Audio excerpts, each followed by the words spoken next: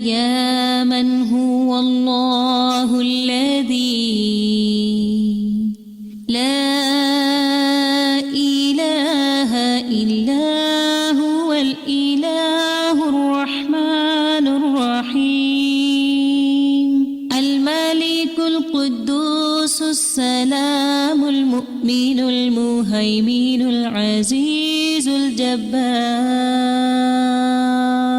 المتكبر الخالق البارئ المصور الغفار القهار الوهاب الرزاق الفتاح الخلاق العليم القابض الباسط القاهر المعطي المتر السيد السميع البصير الحكم الرب اللطيف الخبير الحليم العظيم الغفور الشكور القريب الكبير الحفيظ المقيت الحسيب المبين الكريم الرقيب المجيب الرفيق الحكيم الودود المجيد الشافي الشهيد الحق الوكيل القوي المتين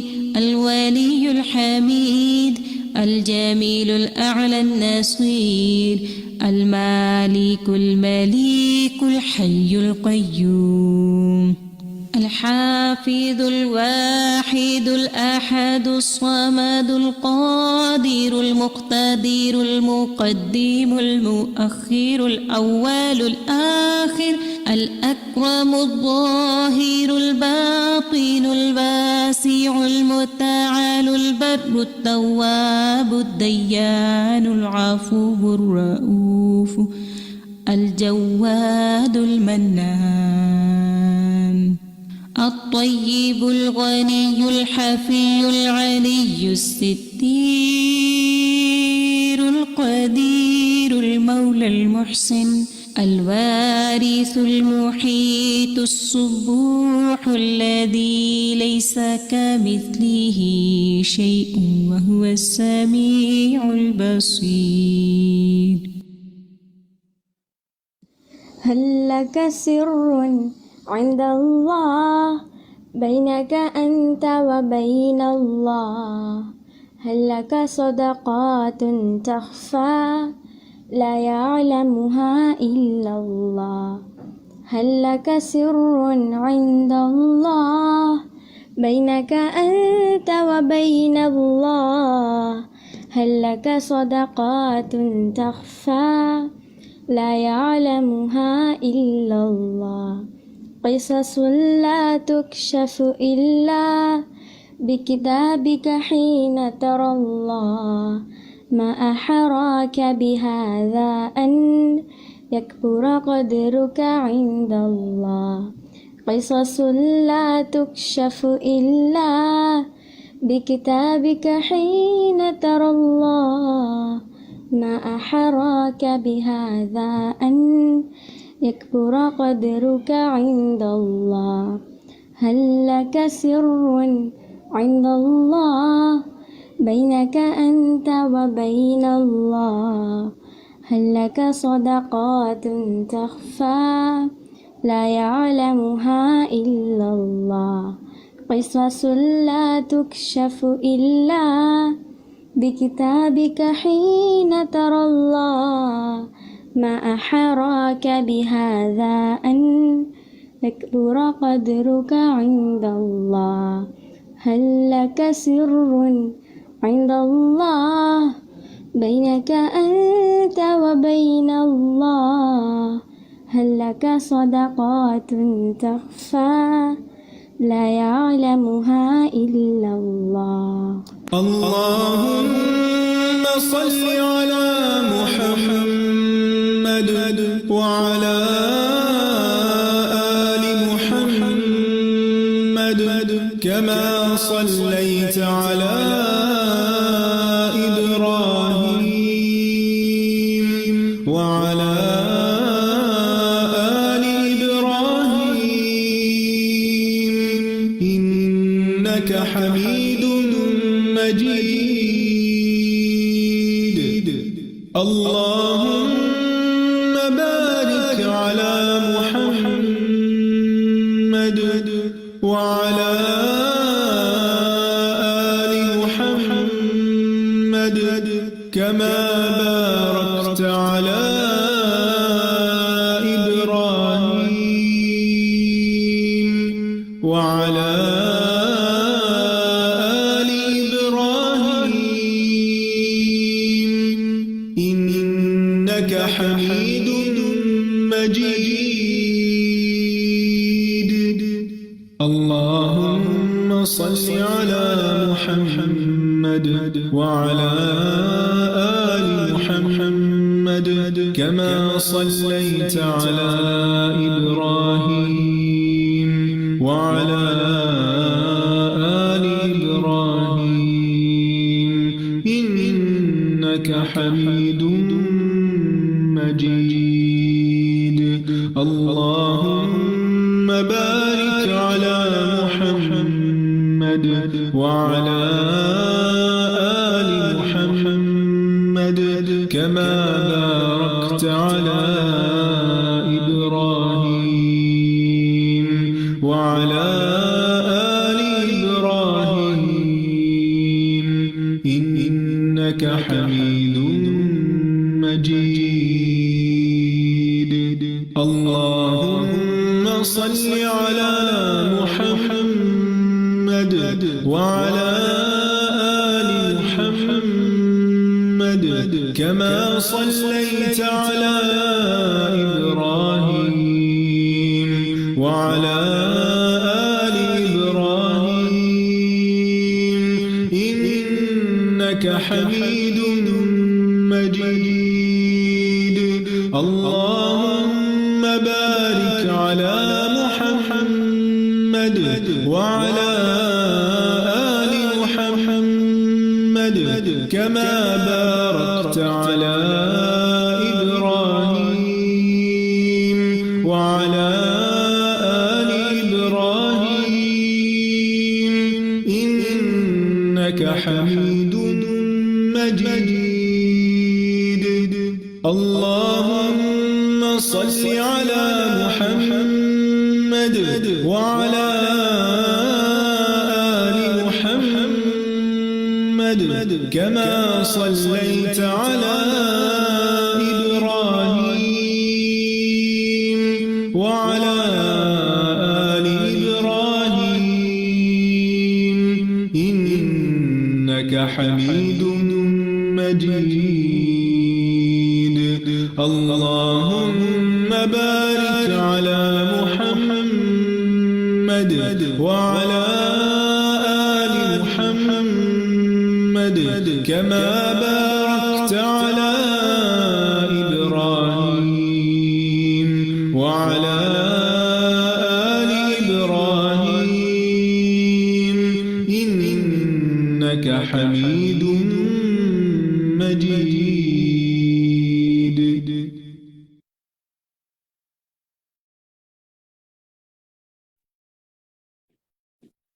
अस्सलाम वालेकुम वरहमतुल्लाहि वबरकातुहू। अहलन व सहलन व मरहबा। करीबुन मुजीब प्रोग्राम में आप सबको खुशामदीद। अल्लाह सुब्हानहू व तआला का बहुत एहसान है कि अल्लाह ताला हमें हफ्ते में एक बार फिर से मिलकर इकट्ठे ये दुआओं के हवाले से पढ़ने की तौफीक अता फरमाई। और हर हफ्ते जैसे कि हमने रमज़ान से सिलसिला शुरू किया, रमज़ान में हम रोज़ाना मिलकर पढ़ रहे थे और अब हम रमज़ान के बाद हफ्तावार हफ्ते के दिन सैटरडे के दिन मिलते हैं 3:30 से 5 और किसी एक टॉपिक पे दुआओं को इंशाल्लाह आज भी जैसे हम पढ़ेंगे समझेंगे और हर हफ्ते मुख्तलिफ मौज़ूआत पे पढ़ रहे हैं और समझ रहे हैं। आज का जो हमारा टॉपिक है वो है हिफाजत की दुआएं। हम सबको बहुत ज़रूरत है, हमेशा ज़रूरत है, लेकिन इस वक्त जो हालात हैं उनमें मज़ीद इस हवाले से इसको अच्छी तरह पढ़िए समझिए और अल्लाह ताला हम सब की हर शर से हिफाजत फरमाए, हर मुश्किल से हम सबको बचाए।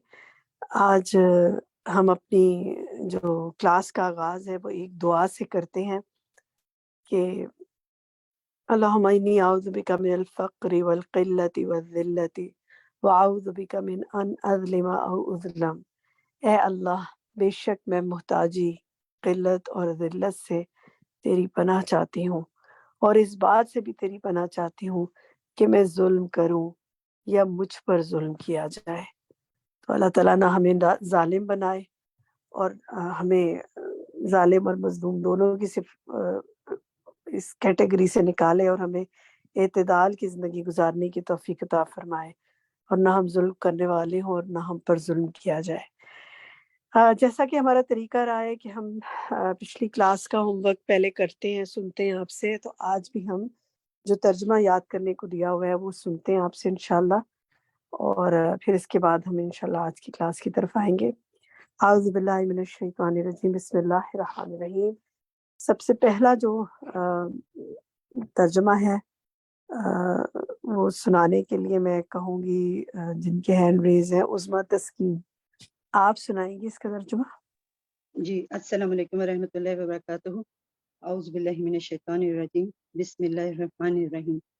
حسبی اللہ، کافی ہے مجھے اللہ، لا مگر، الہ کوئی الہ برحق، اللہ مگر، ہوا وہ، علیہ اس پر، توکل تو بھروسہ کیا میں نے، ہوا اور وہ، رب العرش، رب ہے العرش، عرش العظیم، عظیم کا۔ ٹھیک ہے، یہ جو لا ہے اس کا ترجمہ کریں؟ لا نہیں۔ نہیں، ٹھیک ہے، سلام کیا تھا آپ نے، وعلیکم السلام ورحمۃ اللہ وبرکاتہ۔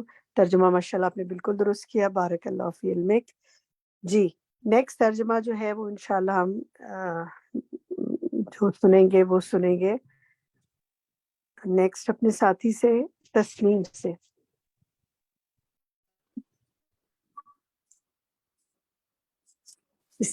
بسم اللہ الذی، اللہ کے نام سے، وہ ذات جس کے نام سے، لا یضر مع اسمہ شیء فیہ الارض ولا فی السماء، آسمان اور زمین میں کوئی یضر، کوئی وہ ذات جس کے نام کے ساتھ زمین اور آسمان اور زمین میں کچھ نقصان نہیں ہو سکتا، وَهُوَ السَّمِيعُ الْعَلِيمُ، اور وہ سننے اور جاننے والا ہے۔ اس کو دیکھیں کہ وہ اللہ کے نام سے، وہ ذات جس کے نام کے ساتھ کوئی چیز زمین میں اور آسمان میں نقصان نہیں دے سکتی، ٹھیک ہے، نقصان نہیں ہو سکتا کہ بجائے شیئن کا نہیں آ رہا دے ہے، سکتی، جی، کوئی چیز زمین اور آسمان میں نقصان نہیں دے سکتی۔ نہیں دے اچھا، سکتی۔ یہ عربک ذرا صحیح سے پڑھیں، پڑھیے تسنیم، آپ ہی پڑھیے عربی اس کی درست۔ بسم اللہ الذی لا یضر مع اسمہ شیء فی الارض ولا فی السماء وہو السمیع العلیم۔ ہاں دیکھیں، اس کو دیکھیں، اب سنیے گا، لا جی یضر جی، مع اسمہ شیء، مع اسمہ شیء، مع اسمہ، ٹھیک ہے، این کو سین سے ملائیں، مع اسمہ شیء، اور ولا فی مع السماء، السمیع، اب آپ مع، سنیے بس، ولا فی السماء نہیں ہوتا، ولا فی السماء ہوگا، جو زیر ہے نا وہ عربی میں ای کی طرح پڑھا جاتا ہے، ای بی سی جیسے پڑھتے ہیں نا اس طرح، تو اسی طرح وَهُوَ السمیع العلیم، اور ولا فی السماء ای، ٹھیک ہے، ارضی، سمائی، ٹھیک ہے، باقی ٹھیک ہے ماشاءاللہ۔ چلیں جی، دکھائیے نیکسٹ، ہم سنتے ہیں قدسیہ سے۔ السلام علیکم۔ وعلیکم السلام۔ اللہ الرحمن الرحیم۔ اللہم بکا اصبحنا، اے اللہ تیرے نام سے صبح کی، ہم نے صبح کی، و بکا امسینا، اور تیرے نام سے ہم نے شام کی، و بکا نحیا، اور تیرے نام سے ہم جیتے ہیں، و بکا نموت، اور تیرے ہی نام سے ہم مرتے ہیں، تیرے ہی حکم व इलाइकल मसीर, और तेरी तरफ लौट कर जाना है। ठीक है। ये जो सब जगह आपने तेरे ही नाम हुक्म। कहा है ना, इसकी हाँ जगह हाँ, आप हुक्म कर दें। हुक्म, हाँ ये याद आ गया, भूल गई। हाँ, आपने आखिर में दुरुस्त कर लिया था, तो शुरू से इसको करेंगे। तेरे हुक्म से हमने सुबह की, तेरे हुक्म से हमने शाम की, तेरे हुक्म से हम जीते, तेरे हुक्म से हम मरते हैं। ऐसा ही है ना? और उसी की तरफ पलट कर जाने, बाकी ठीक है माशाल्लाह। ठीक है जनाब। इसका तर्जुमा अब जो है वो हमें मुमताज सुनाएंगी। जी बाजी। या हय्यू या कय्यूम, ऐ जिंदा और ऐ कायम रहने वाले, बिरहमती का साथ तुम्हारी रहमत के, अस्तगीसु मैं फरियाद करता हूँ, अस्लिह ली शानी कुल्लहू, इस्लाह कर दे मेरे तमाम कामों की, ला तकिलनी इला नफ्सी तरफत ऐन, और मेरे नफ्स को और मुझे मेरे और पलक झपकते हुए भी मेरे नफ्स को मुझे मेरे नफ्स के हवाले ना करना। बस ठीक है। एक लफ्ज हर्फ बल्कि थोड़ा सा मिस हो गया आपसे। जी कौन सा? असली कुल्ला वला तकिलनी, ठीक है, ला तकिलनी नहीं, जी वला जी तकिलनी। ओके, वला तकिलनी। माशाल्लाह, बारकल्लाह फीक। सब माशाल्लाह बहुत अच्छी कोशिश है आप सबकी। जी, नेक्स्ट जो है वो सुनाएंगी हमें जूनी।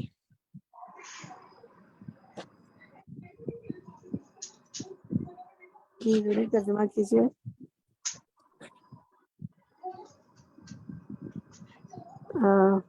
जूनी, आपकी आवाज नहीं आ रही मुझे।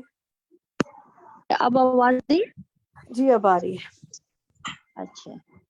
रजिया तुम, मैं राजी हुआ, बिल्लाही अल्लाह के साथ, रब्बन जो मेरा रब है, व बिल इस्लामी और इस्लाम के साथ, व दीनन दीन है, व बि मोहम्मदिन मोहम्मद के साथ, नबियन जो नबी है।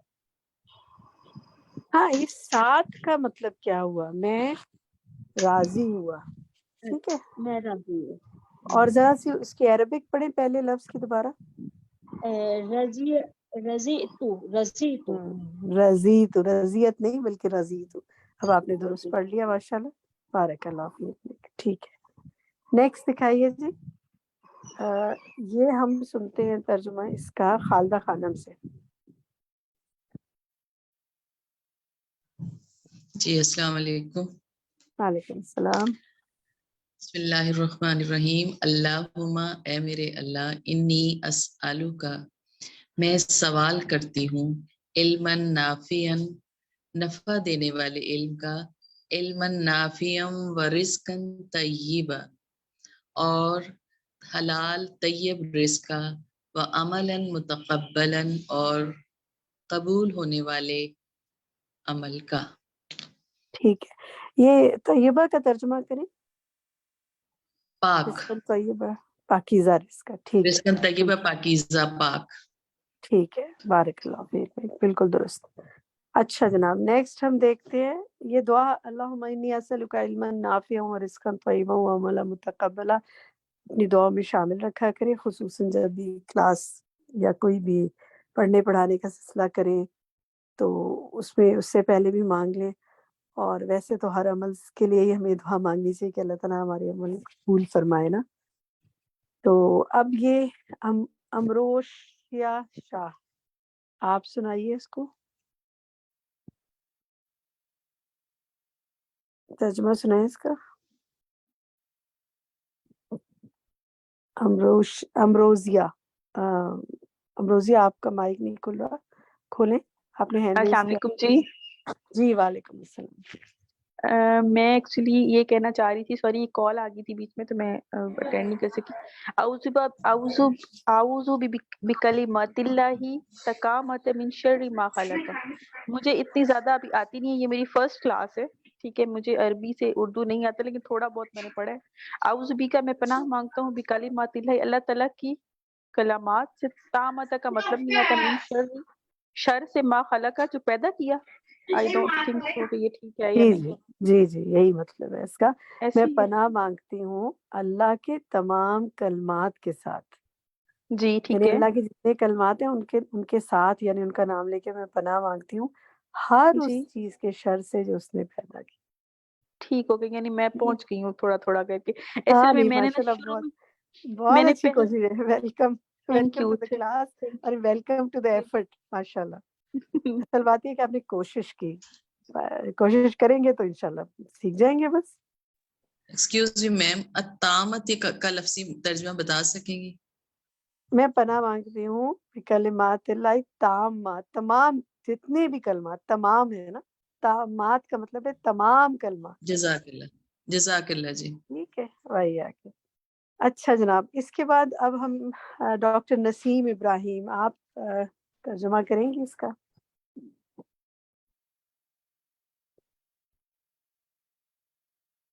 ला नहीं इलाहा कोई इला इल्ला मगर अल्लाहु अल्लाह वहदहु वकीला है, ला नहीं शरीका शरीक उसका, लहू उसके लिए, लहू उसी के लिए है, अल मुल्कु बादशाही, वलहुल हम्द और उसी के लिए है तमाम की तमाम हमद, वह हुआ और वही अला ऊपर कुल्ली तमाम शाइन चीज के कदीर कुदरत रखता है। ठीक है, शाबाश, बहुत अच्छा तर्जुमा सुनाया आपने, माशाल्लाह, बारकल्लाह फील में। अच्छा जनाब कंदील, अब तर्जुमा तो हमारे मुकम्मल हुआ, आपकी बारी ना आ सकी आज, कोई बात नहीं, अगली दफ़ा से इंशाल्लाह कोशिश तो की थी कि सबको मौका दें, लेकिन अब हमारे पास सुनने का मुकम्मल हो चुका है सिलसिला। और अब हम आज आपके लेसन की तरफ आ जाते हैं, जो कि हिफाजत की दुआएं हैं। पहला हिस्सा आज हम सुनेंगे इसका, और उसके हवाले से फिर इंशाल्लाह ज़रूर आप नोट डाउन भी कीजिएगा इम्पोर्टेंट पॉइंट्स जितने आपको लगे हैं, और फिर उनको हम कुछ चीज़ों को उनमें से डिस्कस करेंगे, आपके रिफ्लेक्शंस लेंगे, और हम इसके अलावा इंशाल्लाह फिर हम आपको होमवर्क्स देंगे, और फिर आपके क्विज़ पोल्स हैं, जो कि हमारा तरीका होता है हर दफ़ा। ये तमाम होमवर्क्स और सब चीज़ें आपके साथ ग्रुप में भी शेयर कर ली जाएंगी। तो हम शुरू करते हैं, आज के लेसन की तरफ आते हैं, अपने एडमिन की तरफ चलते हैं। हमारी साथी जोहा जाकिर जो है वो आज होस्ट कर रही हैं हमें, तो ओवर टू यू जोहा।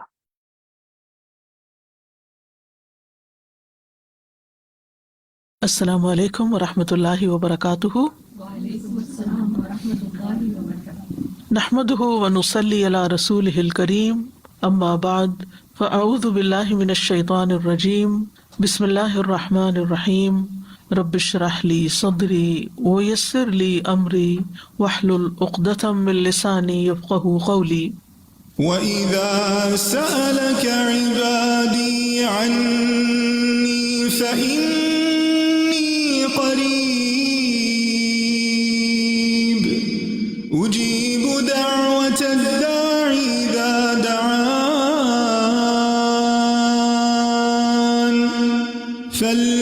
فليستجيبوا لي وليؤمنوا بي لعلهم يرشدون।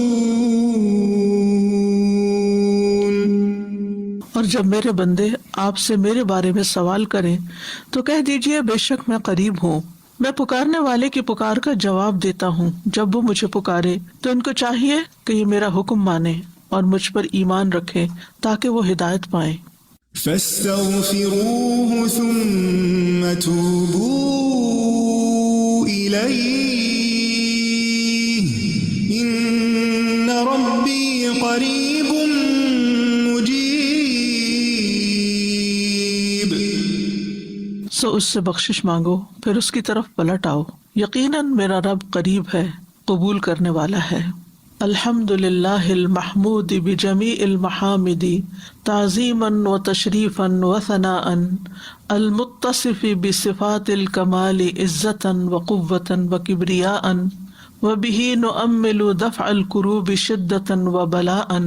हर किस्म की हम्द अल्लाह के लिए है जो ताज़ीम बजा लाने और शर्फ बख्शने और तारीफ के एतबार से तमाम तारीफों के साथ तारीफ किया हुआ है, जो ग़ल्बे, कुव्वत और बड़ाई की सिफात कमाल के साथ मुत्तसिफ है, और हम उसी से सख्तियों और आजमाइशों की मुसीबत के छट जाने में अपनी आरज़ुएं वाबिस्ता करते हैं। दुआ मांगने से पहले अल्लाह की हम्दो सना करनी चाहिए, और इसकी दलील हमें अंबिया अलैहिमुस्सलाम की दुआओं में भी मिलती है। वो दुआ जिसके ज़रिए यूनुस अलैहिस्सलाम ने अल्लाह से मदद चाही और मुश्किल से निकले, उसमें भी अल्लाह की तारीफ थी। لا الہ الا انت سبحانک۔ وہ دعا جس کے ذریعے ابراہیم علیہ السلام آگ سے صحیح سلامت نکلے، اس کے اندر بھی اللہ کی تعریف تھی۔ حسبی اللہ و نعم الوکیل، نعم الوکیل، کتنا اچھا کارساز ہے، اللہ کی تعریف۔ وہ دعا جو نبی صلی اللہ علیہ وسلم تکلیف کے موقع پر مانگا کرتے تھے، اس میں بھی اللہ کی تعریف ہوتی تھی۔ لا الہ الا اللہ العظیم الحلیم، لا الہ الا اللہ رب السماوات والارض ورب العرش العظیم۔ تو ہمیں زندگی میں یہ اصول بنا لینا چاہیے کہ جب بھی ہم دعا کریں، اور خاص طور پر وہ دعائیں جن کے قبول ہونے کے لیے ہم بہت ڈیسپریٹ ہوتے ہیں، تو سب سے پہلے اللہ سبحانہ تعالیٰ کی تعریف کے کلمات کہیں، اللہ سبحانہ تعالیٰ کے خوبصورت ناموں کے ساتھ اللہ کو پکاریں، اور پھر اس کے بعد دعا مانگیں۔ اور دوسری چیز درود شریف، اللہم صلی علی محمد وعلی آل محمد کما صلیت علی ابراہیم وعلی آل ابراہیم انک حمید مجید، اللہم بارک علی محمد وعلی آل محمد کما بارکت علی ابراہیم وعلی آل ابراہیم انک حمید مجید۔ پروگرام قریب و مجیب کے سلسلے میں آج ہم دشمن سے حفاظت کی دعاؤں کے بارے میں پڑھیں گے۔ دشمن سے حفاظت، تو سب سے پہلی دعا سورۃ الممتحنہ کی دعا ہے جو ابراہیم علیہ السلام نے مانگی۔ ارشاد باری تعالیٰ ہے، ربنا عليك توكلنا وإليك أنبنا وإليك المصير ربنا لا تجعلنا فتنة للذين كفروا واغفر لنا ربنا إنك أنت العزيز الحكيم۔ اے ہمارے رب، تجھ پر ہی ہم نے توکل کیا اور تیری ہی طرف ہم نے رجوع کیا اور تیری ہی طرف لوٹنا ہے۔ اے ہمارے رب، تو ہمیں ان لوگوں کے لیے فتنہ یعنی آزمائش نہ بنا جنہوں نے کفر کیا، اور اے ہمارے رب ہمیں بخش دے، بے شک تو ہی بہت زبردست خوب حکمت والا ہے۔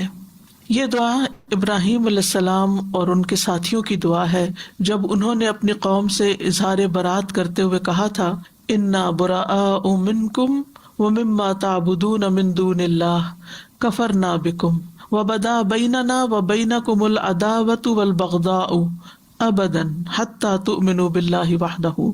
بے شک ہم تم سے اور ان تمام چیزوں سے بری ہیں جنہیں تم اللہ کے سوا پوجتے ہو، یعنی ہم بتوں کی عبادت نہیں کریں گے۔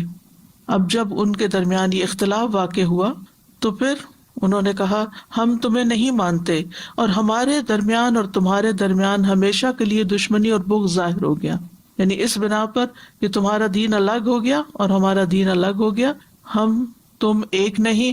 لہٰذا ابراہیم علیہ السلام کی قوم تو کیا، خود ابراہیم علیہ السلام کے والد ان کے دشمن بن گئے تھے۔ اب ایسے موقع پر کیا کرنا چاہیے؟ جب اپنے بھی پرائے ہو جائیں، جب اپنے رشتہ دار بھی چھوڑ دیں، اپنے والدین چھوڑ دیں، اپنے بہن بھائی چھوڑ دیں، اپنا کنبہ قبیلہ خاندان چھوڑ دیں، اپنے ملک کے لوگ آپ سے دشمنی رکھ بیٹھے، تو پھر انسان ایسے میں کہاں پناہ لے؟ ربنا علیک توکلنا، اپنے رب کی طرف رجوع کرے۔ تو جب بھی انسان کو شدید مخالفت کا سامنا ہو، اور خاص طور پر دین کی وجہ سے، تو اس کو چاہیے کہ وہ اپنے رب کی طرف رجوع کرے۔ تو یہاں پر ہم دیکھتے ہیں کہ اللہ تعالیٰ اس بات کا ذکر فرما رہے ہیں کہ ابراہیم علیہ السلام اور ان کے ساتھیوں نے ان لوگوں سے جو شرک میں پڑے ہوئے تھے، قول اور فعل سے اپنی برات کا اظہار کیا کہ ہم تمہارے اس کام کو بالکل غلط سمجھتے ہیں، اور اس وقت تک ہم تمہارا ساتھ نہیں دیں گے جب تک تم اللہ وحدہ لا شریک لہ پر ایمان نہ لاؤ، اکیلے اسی پر، اور صرف اس کی عبادت نہ کرو۔ تو اس کے بعد انہوں نے اللہ تعالیٰ کی بارگاہ میں اللہ تعالیٰ کے اچھے ناموں اور اچھے اعمال کے ساتھ وسیلہ پکڑا اور اللہ سبحانہ تعالیٰ سے دعا کی۔ تو اس میں آپ دیکھیے کہ ایک تو اللہ سبحانہ تعالیٰ پر وہ توکل کر رہے ہیں اور اس کی طرف رجوع کر رہے ہیں، اللہ توکلنا، ٹھیک ہے، اور اسی کی طرف ہمارا رجوع ہے، وَإِلَيْكَ أَنَبْنَا، اور تیری ہی طرف ہم لوٹ کر آتے ہیں۔ اور دوسری طرف آخرت کے دن پر جو ان کا ایمان ہے، یعنی کہ اس دن ہماری بخشش فرما دینا۔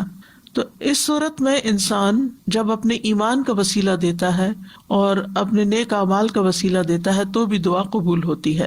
جہاں تک ربنا علیک توکلنا کا تعلق ہے تو اس میں دراصل اپنے معاملات کو اللہ کے سپرد کرنا ہے، اللہ سبحانہ و تعالیٰ کے سامنے اپنی بے بسی کا اظہار کرنا ہے.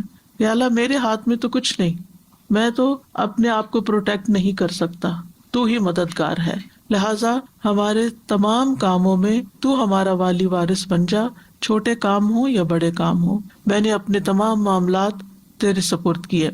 اور اس میں آپ دیکھیے کہ آغاز ہو رہا ہے ربنا سے، اے ہمارے رب، یعنی سب سے پہلے اللہ کو اپنا رب ماننا کہ وہی ہمارا پیدا کرنے والا ہے، وہی مالک ہے، وہی خالق ہے، وہی بگڑی بنانے والا ہے.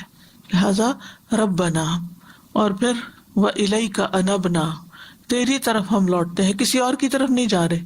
ہم مدد کے لیے تجھے پکار رہے ہیں، ہمیں تیری مدد چاہیے. وَإِلَيْكَ الْمَصِيرُ، اور واپس تیری ہی طرف لوٹنا، یعنی قیامت کے دن، آخرت کے دن ہم تیرے ہی پاس آئیں گے.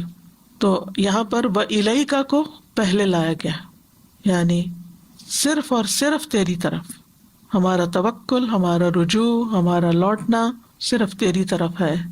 ہمیں تجھ پر ہی کامل بھروسہ ہے اور پورا یقین ہے کہ تو ہی ہماری مدد کرے گا. ربنا لا تجعلنا فتنة للذین کفروا، اے ہمارے رب ہمیں ان لوگوں کے لیے جنہوں نے کفر کیا فتنہ نہ بنانا. فتنہ کا لفظ جو ہے یہ فتنہ سے ہے. فتنہ کا معنی ہوتا ہے سونے کو آگ میں ڈالنا تاکہ اس کا کھرا پن، کھوٹے پن سے ظاہر ہو جائے، یعنی اس کی میل کچیل الگ ہو جائے اور خالص سونا باہر نکل آئے. پھر اس لفظ کا اطلاق جو ہے وہ آزمائش اور امتحان پر ہوتا ہے. قرآن مجید میں فتنہ کئی معنوں میں استعمال ہوا ہے. فتنہ عذاب یا سزا کے معنوں میں بھی آیا ہے، اور مجاہد کہتے ہیں کہ اگر یہاں اس سے مراد عذاب ہو تو مطلب یہ ہے کہ اے اللہ ان کافروں کے ہاتھوں سے ہمیں عذاب نہ دینا اور نہ اپنی طرف سے عذاب دینا، ورنہ لوگ کیا کہیں گے کہ اگر یہ لوگ حق پر ہوتے تو باطل پرست ان پر غالب نہ آتے، اور اگر یہ لوگ سچے ہوتے تو اللہ کی طرف سے ان پہ عذاب نہ آتا. تو ہمارا دین ہمارے لیے یعنی حفاظت کا ذریعہ بنے، نہ کہ آزمائش کا ذریعہ بنے. فتنہ کا ایک معنی غلبہ بھی ہے. قتادہ کہتے ہیں کہ ابراہیم علیہ السلام نے دعا مانگی کہ اے اللہ تو ان کو ہم پر غلبہ عطا نہ کرنا، کیونکہ وہ تعداد میں بہت زیادہ تھے، پوری قوم ایک طرف تھی اور یہ 2-3 لوگ ایک طرف تھے، کہ یہ ہم پر غالب نہ آ جائے. اور ویسے بھی جو میجورٹی ہوتی ہے وہ اتھارٹی خود بخود ہی بن جاتی ہے. لوگ عام طور پر پھر اسی کی طرف چل پڑتے ہیں کہ اتنے سارے لوگ بے وقوف ہو گئے ہیں، کیا وہ غلط کہتے ہیں، لہٰذا وہ ان کی طرف راغب ہو جاتے ہیں. تو یا رب ان کو ہمارے اوپر غالب نہ کرنا، ورنہ لوگ سمجھیں گے کہ یہی حق پر ہے. تو یہ دونوں معنی یہاں پر لیے جا سکتے ہیں. اور اگر آپ الفاظ پر غور کریں تو کہتے ہیں ربنا لا تجعلنا فتنة للذین کفروا، ہمیں کفر کرنے والے لوگوں کے لیے فتنہ نہ بنانا. سوال یہ ہے کہ کفر کرنے والے ایک دوسرے لفظوں کے کافر کس طرح فتنہ بن سکتا ہے؟ کافر 2 طرح فتنہ بن سکتا ہے، ایک فتنے میں ڈالنے والا اور دوسرا فتنے میں مبتلا ہونے والا. تو مراد یہاں یہ ہے کہ کافر ہم پر مسلط نہ ہو جائیں، یعنی وہ فتنہ نہ بنے ہمارے لیے، فتنے میں نہ ڈالیں، اور پھر یہ کہ دین پر عمل سے نہ ہمیں روک دیں، یا یہ کہ ہمیں ان سے کوئی خوف نہ ہو. اور اسی طرح مسلمانوں کے لیے کافر فتنہ نہ بنے، یعنی ان کی ترقی دیکھ کر، ان کی دنیا کی کامیابی، ان کے مال و متاع دیکھ کر مسلمان جو ہیں ان سے فتنے میں مبتلا نہ ہو جائیں. یعنی نہ ہم ان کے لیے فتنہ بنے اور نہ وہ ہمارے لیے فتنہ بنے. یعنی ہم ان کے لیے فتنہ کیسے بن سکتے ہیں؟ مغلوب ہو کر یا کمزور ہو کر، یا اس کے علاوہ جب مسلمان کوئی ایسا کام کرتے ہیں جو اسلام کے خلاف ہوتا ہے تو غیر مسلموں کو یہ کہنے کا موقع مل جاتا ہے کہ ہم ایسے دین سے رہے، ہمیں ایسا دین نہیں چاہیے.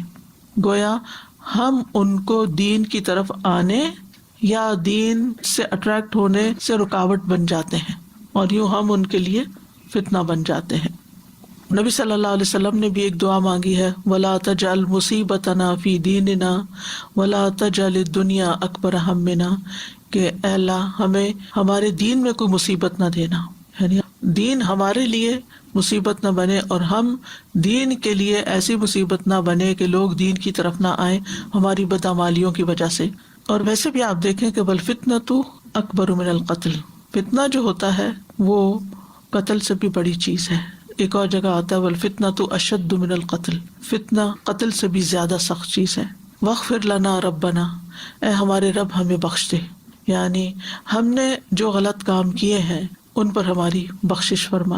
یعنی ہم اپنی طرف سے دین پر چل رہے ہیں لیکن پھر بھی غلطیاں ہو رہی ہیں تو ہمیں معاف کر دے، اور ہماری غلطیوں کی وجہ سے تو ہم کو سزا نہ دینا، نہ دنیا میں نہ آخرت میں، اور ہمارے گناہوں پر پردہ ڈال دے. یعنی کہ غفارہ کا مطلب ہوتا ہے ڈھانک دینا، یعنی ہمارے عیب چھپا دے، وہ عیب کہ جو دوسروں کے لیے فتنہ بن سکتے ہیں اور دوسرے ہماری وجہ سے دین کی طرف آنے سے رک سکتے ہیں. اور اس میں آپ دیکھیے کہ اس دعا میں بار بار ربنا کی تکرار ہو رہی ہے کہ اس سے انسان کے دل کو ایک سکون ملتا ہے. یعنی جب انسان اللہ تعالیٰ کو پکارتا ہے اور اللہ کے ناموں کے ساتھ پکارتا ہے تو یہ پکارنا بھی اس کے لیے سکون کا باعث بنتا ہے. اور اسی طرح انسان بار بار اپنی عاجزی کا بھی اظہار کرتا ہے، یا اللہ ہم کچھ نہیں، تو ہی ہمارا رب ہے، تو ہی ہمارے لیے راستہ نکالے گا.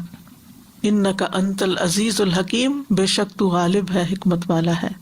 یعنی ہم تجھ سے کیوں مانگتے ہیں؟ کیونکہ تو ایسی ہستی ہے جسے کوئی شکست نہیں دے سکتا، تو ہی سب پر اوور پاور کرتا ہے اور کوئی تجھے ہرا نہیں سکتا، کوئی تجھ سے جیت نہیں سکتا. اور الحکیم، تیرے سارے فیصلے حکمت پر مبنی ہیں، تو جو کچھ کرتا ہے وہ بالکل درست کرتا ہے، اس لیے ہم تیری ہی طرف رجوع کرتے ہیں. تو یہاں اللہ تعالیٰ کے غلبے کو حکمت کے ساتھ ملا کر بیان کیا گیا ہے کہ بعض اوقات کسی کے پاس طاقت ہوتی ہے، غلبہ ہوتا ہے اور وہ اس کو مس یوز کرتا ہے، لیکن اللہ سبحانہ وتعالیٰ ایسا نہیں کرتا. وہ اپنے قوت کو، قدرت کو، طاقت کو، قضاء و قدر، ہر چیز کو حکمت کے ساتھ بندوں پر نافذ کرتا ہے. تو اس دعا کے اندر بہت سی سیکھنے کی باتیں ہیں. پہلی بات یہ کہ مشکل وقت میں اللہ سبحانہ وتعالیٰ ہی کی طرف رجوع کرنا چاہیے. جب دنیا والے حالات تنگ کر دیں، زندگی تنگ کر دیں اور آپ کو اپنے آس پاس کوئی مددگار نظر نہ آتا ہو، آپ تنہا ہو اپنی سوچ میں، اپنے خیال میں، اپنے کام میں، یا غموں کا آپ کے اوپر طوفان آ جائے، یا کسی بھی طرح آپ اپنے آپ کو تنہا یا مصیبت زدہ سمجھیں، تو رب کی طرف رجوع کریں. خصوصاً جب دشمن آپ پر غالب آنے لگے، جو آپ کے مخالف ہیں، جو آپ کے حاسد ہیں، جو آپ کے لیے برا چاہتے ہیں، جب وہ آپ کے اوپر چھانے لگے تو پھر آپ یہی دعا پڑھیں. پھر دوسرا یہ کہ جب دعا کریں تو اپنے نیک اعمال کو وسیلہ بنائیں، کیونکہ یہ دعاؤں کی قبولیت کا باعث بنتا ہے. اور دعا کی مناسبت سے اللہ تعالیٰ کے اسماء حسنی کا ذکر کریں. یعنی اگر کوئی راستہ نہیں کھل رہا تو آپ یا فتاح، اے کھولنے والے. اسی طرح اگر رزق کی تنگی ہے تو یا رزاق. اسی طرح باقی جو اللہ تعالیٰ کے نام ہے وہ حسب ضرورت، حسب موقع ان کے ساتھ اللہ تعالیٰ کو پکارا جا سکتا ہے.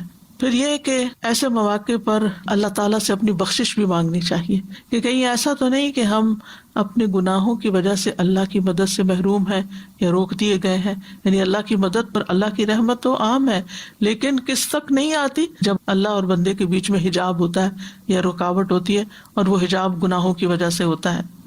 پھر اسی طرح یہ ہے کہ دعا میں سب سے اہم مقصد جو ہو اس کو پہلے بیان کرنا چاہیے. یعنی جیسے انہوں نے فساد پھیلانے والے لوگوں کے مقابلے میں اپنی حفاظت، نجات اور اپنے دین کی حفاظت کی دعا کی. اور پھر یہ کہ دعا میں بار بار اللہ تعالیٰ کی صفت ربوبیت کی تکرار بھی کی جا سکتی ہے.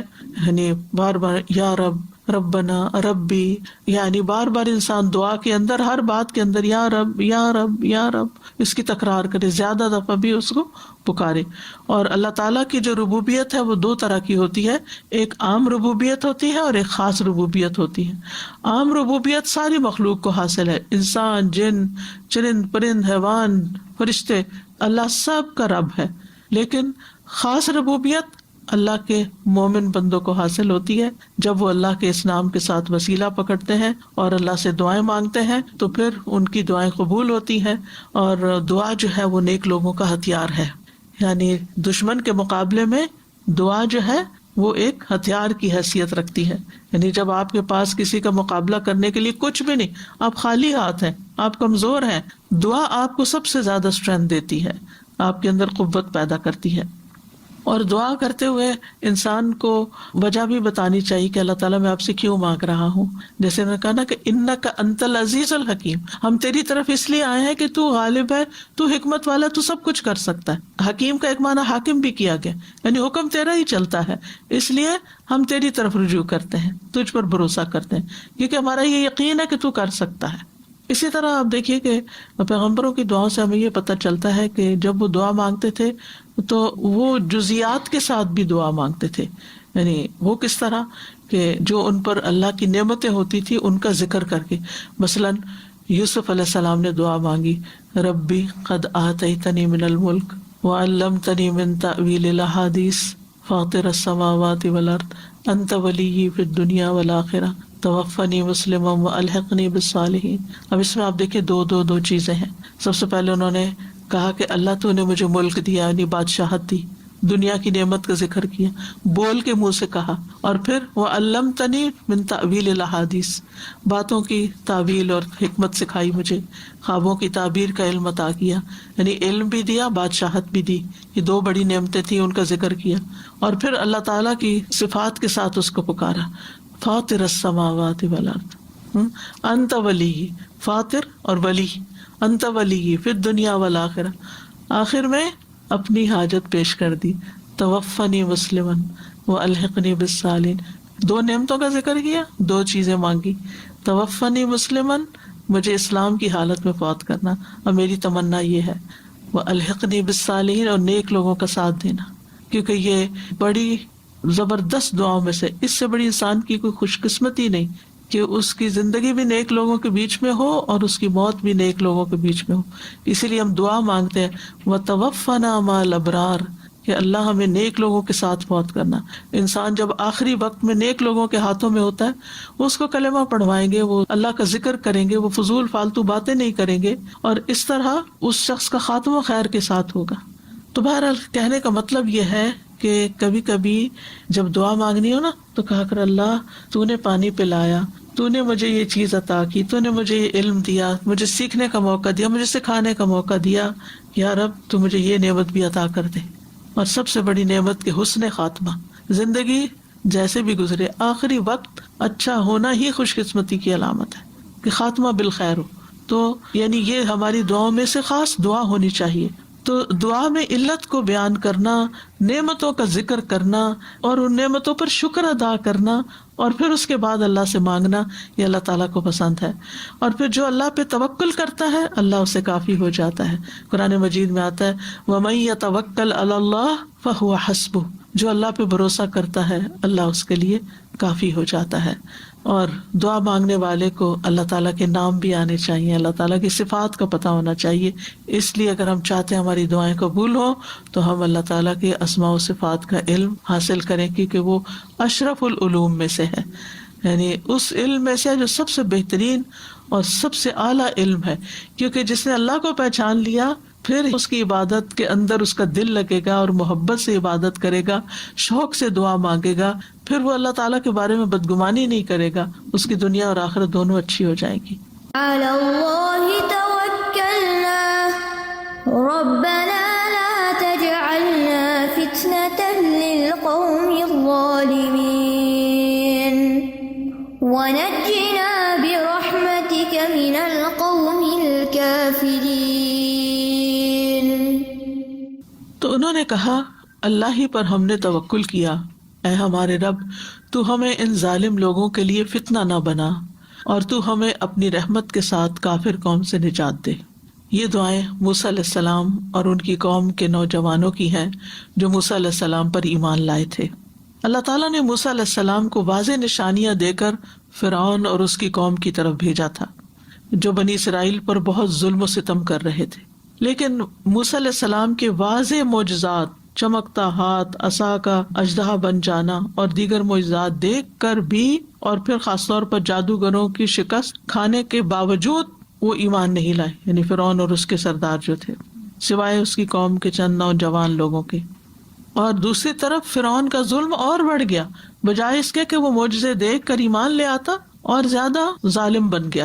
تو تو بنی اسرائیل نے موسیٰ علیہ السلام سے شکوہ کیا کہ آپ کے آنے سے پہلے بھی ہمیں اذیتیں دی گئیں، ہم سمجھتے تھے کہ آپ آئے ہیں اب ہماری نجات ہوگی، اب پھر ہمارے اوپر فتنہ آ گیا ہے، مصیبت آ گئی ہے۔ تو موسیٰ علیہ السلام نے ان کو صبر اور توکل کی تلقین کی کہ اگر تم واقعی مسلمان ہو اور تمہارا یہ دعویٰ ہے کہ تم اللہ پہ ایمان رکھتے ہو تو پھر اسی پہ بھروسہ کرو، وہ ضرور تمہیں نجات عطا کرے گا۔ تو موسیٰ علیہ السلام کی قوم کے نوجوانوں نے موسیٰ علیہ السلام کی نصیحت کو نہ صرف یہ کہ قبول کیا بلکہ اس کے مطابق دعا بھی مانگی، زبان سے بھی اقرار کیا کہ ہم صرف اللہ ہی پر توکل کرتے ہیں، اور اے اللہ ہمیں ظالم لوگوں کے لیے فتنہ نہ بنانا کہ وہ ہم پہ غالب آ جائیں اور وہ یہ سمجھنے لگے کہ وہی حق پر ہیں، کیونکہ ظالم دشمن جب غالب آتا ہے تو وہ اپنے آپ کو جسٹیفائی کر لیتا، اپنی کامیابی کو وجہ سمجھتا ہے اپنے حق پر ہونے کی، ٹھیک ہے کہ میں ہی حق پر ہوں۔ تو انہوں نے کہا کہ یا رب ہمیں ان کے ہاتھوں عذاب نہ دے اور اس کافر قوم سے نجات دے۔ تو یہاں بھی آپ دیکھیں کتنا زمانی فاصلہ ہے ابراہیم علیہ السلام اور موسیٰ علیہ السلام کے بیچ میں، لیکن کتنی سملیرٹی ہے دونوں پیغمبروں کی تعلیم میں اور ان کے ماننے والوں کی دعاؤں میں۔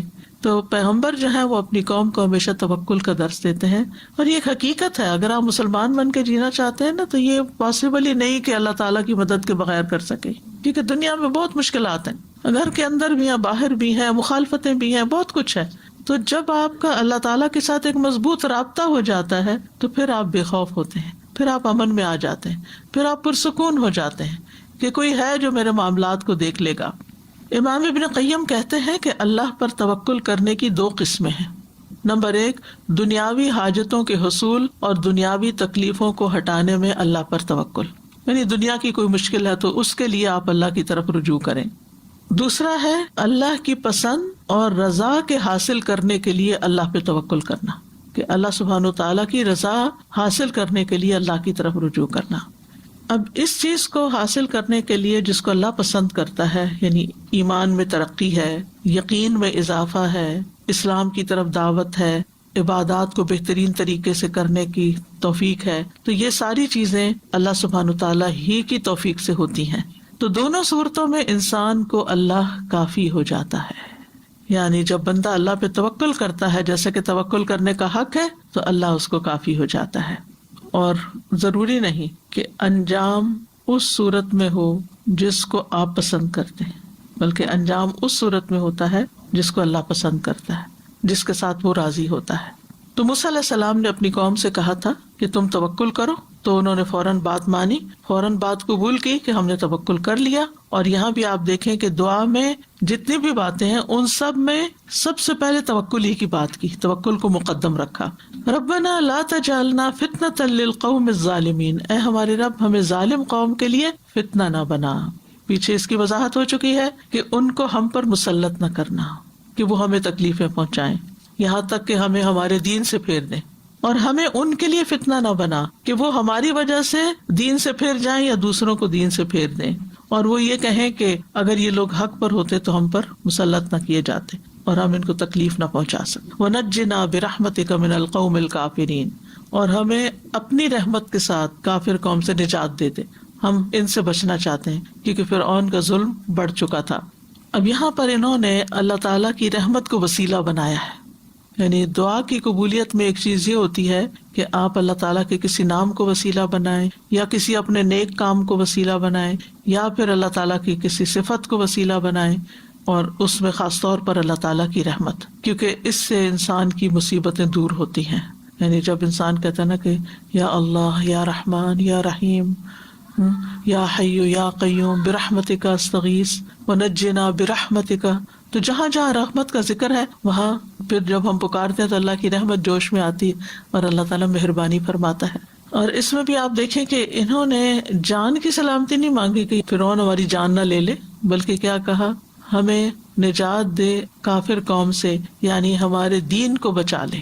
دین کی جو سلامتی تھی وہ مقدم رکھی۔ اگر جان بچ جاتی اور دین سلامت نہیں، جیسے کہ آپ دیکھیں کتنی ہی جگہوں پر آج کے دور میں بھی، اگر آپ کو معلوم ہو کہ چائنا میں مسلمانوں کے ساتھ کیا ہوا، فلپین میں کیا ہوا، برما میں کیا ہوا، اس کے علاوہ روسی جو ریاستیں تھی پہلے، یعنی مسلمان ریاستوں پر جب حملہ ہوا اور ان کو مارا گیا، اور پھر کہا جاتا ہے کہ تقریباً 20 لاکھ یا کتنے لوگ جو تھے وہ ایک جگہ پر مار دیے گئے، اور جو بچے ان کو کوئی اجازت نہیں تھی کہ وہ اپنے گھر میں قرآن بھی رکھیں یا نماز پڑھیں یا داڑھی رکھیں یا حجاب پہنیں۔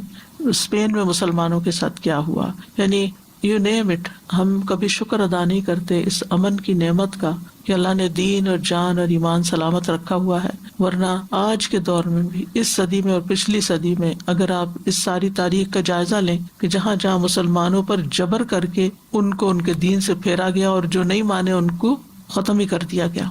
تو یہ بڑی اہم دعاؤں میں سے ہے، وَنَجِّنَا بِرَحْمَتِكَ مِنَ الْقَوْمِ الْكَافِرِينَ۔ تو اس دعا سے ہمیں یہ پتہ چلتا ہے کہ توکل جو ہے وہ ایمان کا تقاضا ہے۔ اگر آپ کا اللہ پر توکل ہے تو اس کا مطلب ہے کہ آپ کے اندر ایمان ہے، اور دعا کرنا جو ہے یہ توکل کے منافی نہیں کہ ہم نے اللہ پہ بھروسہ کیا تو بس نہیں، ہم نے بھروسہ کیا ہے لیکن اس کے ساتھ ہم اللہ کو پکارتے ہیں اس کی رحمت کا واسطہ دیتے ہوئے۔ اور دعا میں جب ہم کہتے ہیں کہ اللہ توکلنا، کہ اللہ پر ہم نے توکل کیا، تو یہ توکل کرنا ایک دل کی عبادت ہے، یہ عبادت کا ایک وسیلہ دے رہے ہیں کہ اللہ چونکہ ہم نے تجھ پہ توکل کیا ہے لہٰذا تو ہمیں دشمنوں سے نجات دے۔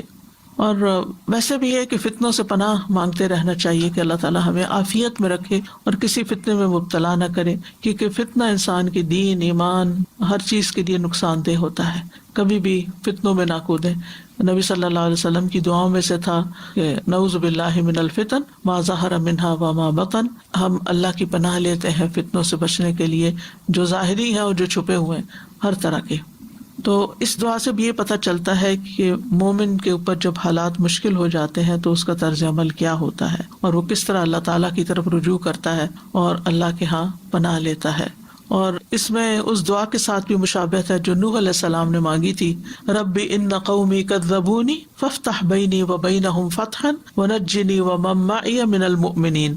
اے میرے رب، بے شک میری قوم نے مجھے جھٹلا دیا ہے، پس تو میرے درمیان اور ان کے درمیان فیصلہ کر دے، کھلا فیصلہ، اور مجھے اور میرے ساتھ جو ایمان والے ہیں انہیں بچا لے۔ تو یہ نوح علیہ السلام کی دعا بھی اس دعا سے ملتی جلتی ہے جس میں وَنَجِّنَا مِنَ الْقَوْمِ الظَّالِمِينَ، تو انہوں نے کہا تھا وَنَجِّنِي وَمَن مَّعِيَ مِنَ الْمُؤْمِنِينَ۔ اب سوال یہ پیدا ہوتا ہے کہ ہمارے دشمن کون ہیں؟ تو سب سے بڑا دشمن تو شیطان ہے، ٹھیک ہے نا؟ شیطان کے وسوسے اور شیطان کی چالیں جو انسان کو کسی نہ کسی طرح اپنے گھیرے میں لیتی رہتی ہیں۔ تو اللہ تعالیٰ قرآن مجید میں فرماتے ہیں ان الشیطان لکم عدو فاتخذوہ عدوا، بے شک شیطان تمہارا دشمن ہے، تم اسے دشمن سمجھو۔ تو اس دشمن کو پہچاننا بھی ضروری ہے اور اس سے بچنا بھی ضروری ہے۔ پھر اسی طرح وہ لوگ جو اپنے کفر میں سخت اور پکے ہوتے ہیں وہ ایمان لانے والوں کے دشمن بن جاتے ہیں۔ اللہ تعالیٰ فرماتے ان الکافرین کانوا لکم عدوا مبینا، بے شک کافر تمہارے کھلے دشمن ہیں۔ یعنی جیسے نبی صلی اللہ علیہ وسلم کا جنہوں نے انکار کیا اور پھر اس کے بعد چاہے وہ مشرکین مکہ میں سے تھے یا یہود میں سے تھے، اور ان کی دشمنی آپ دیکھتے ہیں کہ کس طرح مختلف طریقوں سے سامنے آئی۔ قرآن مجید کا مطالعہ کریں، کتنی غزوات ہوئیں، کس کس طریقے سے انہوں نے دھوکے دیے۔ پھر اسی طرح آپ دیکھیں کہ منافقین جو ہیں وہ مومنوں کے دشمن ہوتے ہیں۔ قرآن مجید میں آتا ہے سورۃ المنافقون میں ہم العدو فاحذرہم، وہ دشمن ہے، ان سے محتاط رہیے، یعنی بچ کے رہیے۔ یعنی دشمن ایک وہ ہوتا ہے جو سامنے آ کے حملہ آور ہوتا ہے، ایک وہ ہوتا ہے کہ جو چھپ کے حملہ کرتا ہے، جس سے انسان امن میں نہیں رہ سکتا، اس سے محتاط رہنا ضروری ہوتا ہے۔ اور پھر یہ ہے کہ کچھ ایسے ہوتے ہیں جو بظاہر آپ کے دوست بنے ہوئے ہوتے ہیں لیکن اندر سے وہ آپ کو کاٹ رہے ہوتے ہیں۔ تو جتنے بھی دشمن ہوں انسان کے، ان میں سے 3 جو ہے وہ شدید ترین ہیں، جیسے شیاطین و جن، منافقین اور کفار۔ لیکن اس کے علاوہ انسان کے گھر میں بھی بعض اس کے دشمن ہو سکتے ہیں، جس کے بارے میں سورۃ تغابن میں آتا ہے ان من ازواجکم و اولادکم عدوا لکم فاحذروہم۔ اے لوگو جو ایمان لائے ہو، بے شک تمہارے ازواج اور تمہاری اولاد میں سے بعض تمہارے دشمن ہیں، یعنی تمہارے اپنے ہی گھر میں تمہارے دشمن ہیں۔ اب وہ کس طرح کہ گھر والے ان سے تو ہم بڑی محبت کرتے ہیں، لیکن بعض اوقات ان کی محبت ہمیں دین سے پھیر دیتی ہے، دین سے دور کر دیتی ہے۔ ان کی محبت میں بعض اوقات ہم غلط کام کرنے لگتے ہیں، بعض اوقات دوسروں پر ظلم و ستم کرنے لگتے ہیں۔ ایک چھوٹی سی مثال ہے، بہت چھوٹی، کہ جیسے ساس بہو کے جھگڑے میں چاہے بہو کا قصور ہو یا نہ ہو اسی کو قصوروار بنا دیا جاتا ہے، اور بیٹا چاہے ظالم ہو چونکہ بیٹا ہے، اپنا ہے، لہٰذا غیر منصفانہ طور پر لوگ اس کا ساتھ دیتے ہیں۔ اب ویسے تو آپ بڑی اپنی محبت کا اظہار کر رہے ہیں، لیکن آپ ایک غلط کام میں غلط چیز کا ساتھ دے رہے ہیں، اپنی عاقبت برباد کر رہے ہیں۔ پھر اسی طرح آپ دیکھیے کہ بعض اوقات انسان ان کے آرام، آسائش اور ان کے دنیاوی خواہشات کو پورا کرنے کے لیے حرام حلال میں تمیز نہیں کرتا، اور اس طرح وہ ہماری نجات کا سبب بننے کے بجائے الٹا مصیبت کا سبب بنتے ہیں، ناجائز کاموں کا انسان ارتکاب کر لیتا ہے۔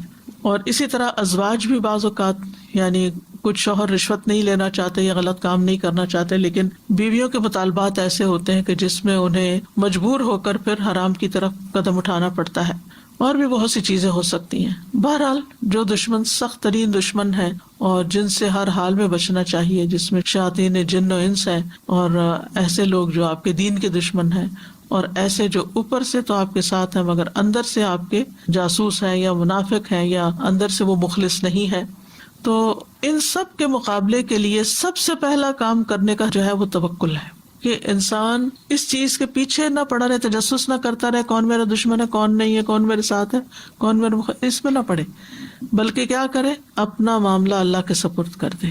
فَوَّضْتُ أَمْرِي إِلَى اللَّهِ، اللہ تعالیٰ اپنے نبی کو فرماتے ہیں یا ایھا النبی حسبک اللہ ومن اتبعک من المؤمنین، اے نبی آپ کے لیے بھی اور ایمان لانے والوں کے لیے جنہوں نے آپ کی پیروی اختیار کی، اللہ کافی ہے۔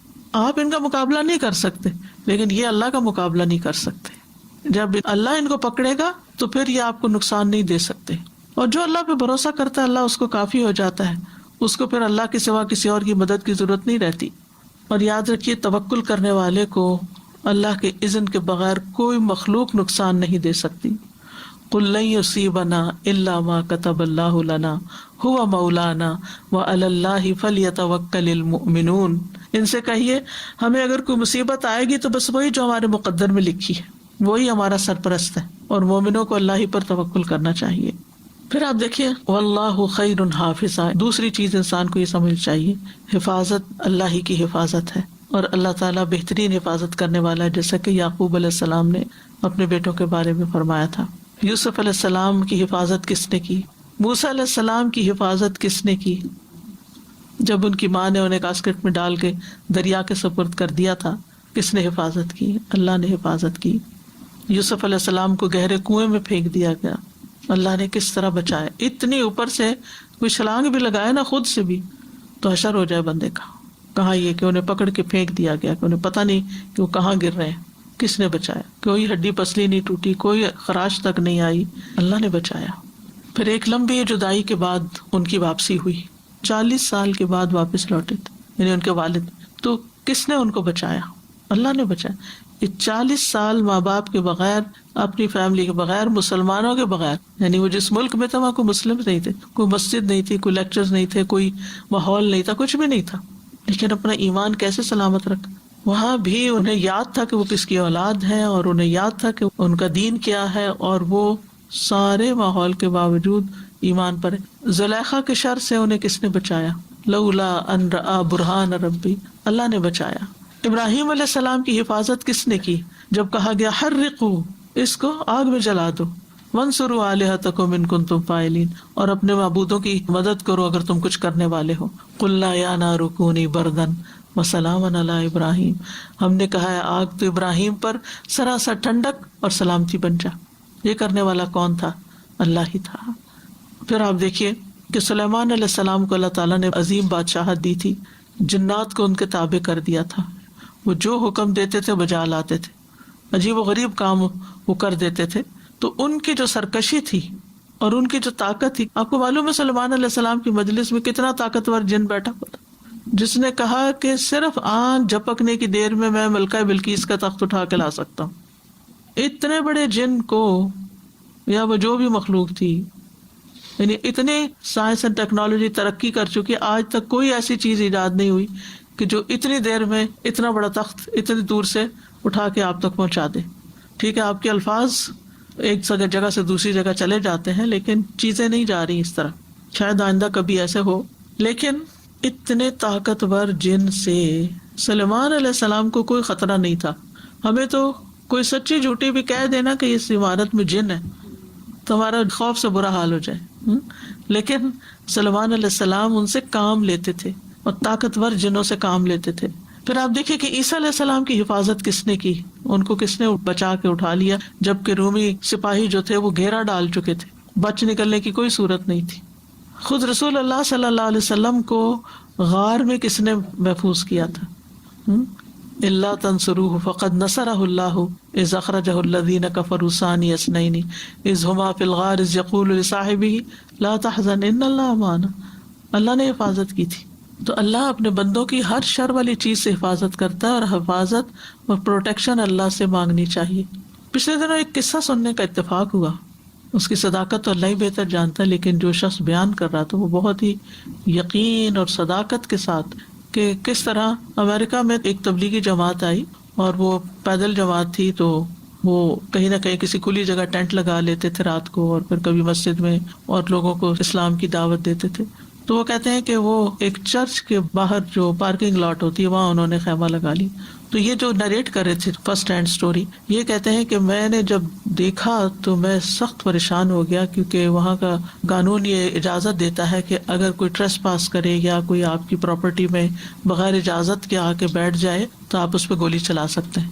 تو کہتے ہیں کہ جو ہی مجھے پتا چلا تو میری ٹانگیں کانپ رہی تھی, اور میں فوراً پہنچا کہ آپ جلدی یہاں سے اٹھیں ورنہ آپ کی جان خطرے میں ہے. کہتے ہیں کہ جو ان کا لیڈر تھا وہ بڑے سکون اطمینان کے ساتھ بیٹھا رہا, مسکراتا رہا, اور اس نے کہا کہ آپ بھی آئیں, بیٹھیں, کھانا کھائیں, کچھ نہیں ہوتا, اللہ کی زمین ہے اور ہم اس پہ بیٹھے ہیں. تو خیر اس کے بعد یہ ہوا کہ وہی بات ہوئی کہ 3-4 ٹرک آ گئے, بہت سارے لوگ آ گئے, انہوں نے گولیاں برسانی شروع کر دی. اور یہ جو صاحب تھے اندر, یہ دیکھنے والے بھی اور جو جماعت تھی, انہوں نے صرف یہ دعا پڑھی, وَجَعَلْنَا مِن بَيْنِ أَيْدِيهِمْ سَدًّا وَمِن خَلْفِهِمْ سَدًّا فَأَغْشَيْنَاهُمْ فَهُمْ لَا يُبْصِرُونَ. کہتے ہیں کہ ساری گولیاں کہیں اور ہی چلی گئیں, ایک گولی ان پہ نہیں پڑی. پھر آخر وہ اتر کے آئے وہاں اندر اور دیکھا کہ یہ کیا ہو رہا ہے, تو ان کو تو ایک طرح خراش بھی نہیں آئی. تو وہ کہنے لگے کہ یہ کیا معاملہ ہے. تو انہوں نے کہا کہ یہاں کیوں ہو تم؟ انہوں نے کہا کہ ہم اس طرح مسافر ہیں اور ہم نے اپنا خیمہ یہاں لگایا ہے. تو بہرحال وہ سارا قصہ پورا یہ ہوا تو کہ وہ بہت زیادہ مروب ہوئے, پتہ نہیں پھر مسلمان ہوئے یا نہیں, آگے کی مجھے کہانی نہیں معلوم, لیکن وہ اس بات پر بہت ہی حیران تھے کہ ہم تو یہ دیکھنے آئے کہ جو اندر لوگ ہیں وہ مرے بھی ہیں کہ نہیں, تو یہاں تو کچھ بھی نہیں ہوا کسی کو. تو یعنی آج کے دور میں بھی بعض اوقات اس طرح کے واقعات ہو جاتے ہیں کہ کوئی بچہ ہو آخری منزل سے اوپر کئی سٹوری سے گرتا ہے اور وہ بالکل صحیح سلامت ہوتا ہے. یعنی بچانے والا اللہ ہے. تو اگر کسی بھی خوف اور دہشت کے موقع پر آپ پورا بھروسہ اللہ پہ کر لیں, اللہ کو پکارے. اور مچھلی کا قصہ جو یونس علیہ السلام کا, وہ تو سب جانتے ہیں کہ مچھلی کے پیٹ میں جا کے باہر نکلنا. اور ریسنٹلی بھی ایک واقعہ پیش آیا ہے, اس کے تو بلکہ میں نے کلپ بھی دیکھا تھا کہ کس طرح اندر سے اس کو نکالا گیا انسان کو. تو آپ دیکھیں کہ اس وقت بھی ہمارے آس پاس بہت سے خطرات ہو سکتے ہیں. ہم کہیں چل رہے ہیں, ہم کہیں سفر کر رہے ہیں, ہمیں تو پتہ بھی نہیں ہوتا کہ کس طرح اللہ سبحانہ وتعالیٰ ہماری جان بچا دیتا ہے, کس طرح حفاظت کرتا ہے. جب ہم سو جاتے ہیں ہمیں کچھ پتہ ہوتا ہے ہمارے پاس کون سا کیڑا مکوڑا چل رہا ہے, لیکن کس طرح ایک نظام کے تحت اس نے ہمارے کانوں کو پروٹیکٹ کیا ہوا ہے کہ اندر جو ویکس ہے وہ اتنی کڑوی ہے کہ کوئی کیڑا مکوڑا اندر جانے کی ہمت نہیں کرتا. اس کو دور سے ایسی اسمیل آتی ہے کہ وہ اندر نہیں گھستے سوائے وہ کن کھجور کے. لیکن عمومی طور پر آپ دیکھتے اسی طرح باقی بھی جنات ہیں, حیوانات ہیں. ہم لوگ تو یہاں بہت ایک پروٹیکٹڈ قسم کے ماحول میں رہتے ہیں, لیکن بہت سے لوگ زمین پہ سوتے ہیں, ان کے پاس چھت نہیں ہوتی, جھگیوں میں سو رہے ہوتے ہیں. یعنی کسی کتے, بلی, کسی وحشی جانور کے آنے سے کوئی چیز روکنے والا دروازہ بھی نہیں ہوتا. جھگیاں ایسی ہوتی ہے کہ کپڑا ڈالا ہوا ہوتا ہے سامنے, کوئی چیز پروٹیکٹ نہیں کرتی, لیکن اللہ تعالیٰ بچاتا ہے. تو اللہ سبحانہ و تعالیٰ ہی کی حفاظت ہوتی ہے. لہٰذا جتنے بھی مختلف طرح کے ہمارے دل میں خوف ہے نا, وہ نکال دینے چاہیے. یہی کہنا چاہیے اللہ میرا تجھ پر بھروسہ, اور اللہ خیر حافظ, اللہ ہی بہترین حفاظت کرنے والا ہے. لا تحزن ان اللہ معنا, اللہ ہمارے ساتھ ہے. یعنی بعض اوقات ہوتا ہے نا کسی کو گھبراہٹ ہوتی ہے, انگزائٹی شروع ہو جاتی ہے, پریشانی شروع ہو جاتی ہے کہ معلوم نہیں اب کیا ہو جائے گا, اب تو میں زندہ نہیں بچ سکتا. لیکن اگر زندگی ہے تو وہ بچا لے گا, اور اگر زندگی نہیں کوئی بچا نہیں سکتا. بعض لوگوں کو سانپ کاٹ جاتا ہے اور وہ نہیں مرتے کیونکہ اللہ بچاتا ہے. ابھی زندگی ہے, بعض لوگ آپ دیکھیں کہ کتنی دور تک بیماری میں چلے جاتے ہیں کہ ڈاکٹرز جواب دے دیتے ہیں اور زندگی ہوتی ہے تو پھر سانس پڑ جاتے ہیں، پھر لوٹ آتے ہیں. قرآن مجید میں آتا ہے لہو معقبات من بین یدیہ ومن خلفہ یحفظونہ من امر اللہ. ہر شخص کے آگے اور پیچھے اللہ کے مقرر کردہ نگران ہوتے ہیں جو اللہ کے حکم سے اس کی حفاظت کرتے ہیں. مجاہد کہتے ہیں کہ ہر انسان پر ایک فرشتہ مقرر ہے جو نیند کی حالت میں اور جاگتے ہوئے اس کی جنات، انسانوں اور کیڑے مکوڑوں سے حفاظت کرتا ہے، سوائے اس چیز کے جس کی اللہ نے اجازت دی تو وہ پہنچ کے رہتی ہے. یعنی اگر کوئی نقصان دینے والی چیز نے آنا ہے وہ آ جائے گی، لیکن ادروائز حفاظت کے لیے اللہ نے بتا دیا کہ فرشتے مقرر ہیں.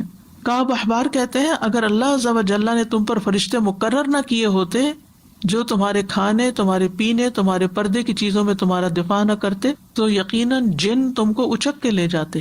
تو اللہ تعالیٰ فرشتوں کے ذریعے حفاظت کرتا ہے. اور خاص طور پر آپ دیکھیں کہ نبی صلی اللہ علیہ وسلم کی کس طرح حفاظت کی، کہ ابو جہل نے کیا کہا تھا کہ اگر میں نے محمد کو دیکھا صلی اللہ علیہ وسلم کہ وہ کعبہ کے پاس نماز پڑھ رہے ہیں تو میں ان کی گردن رونق دوں گا.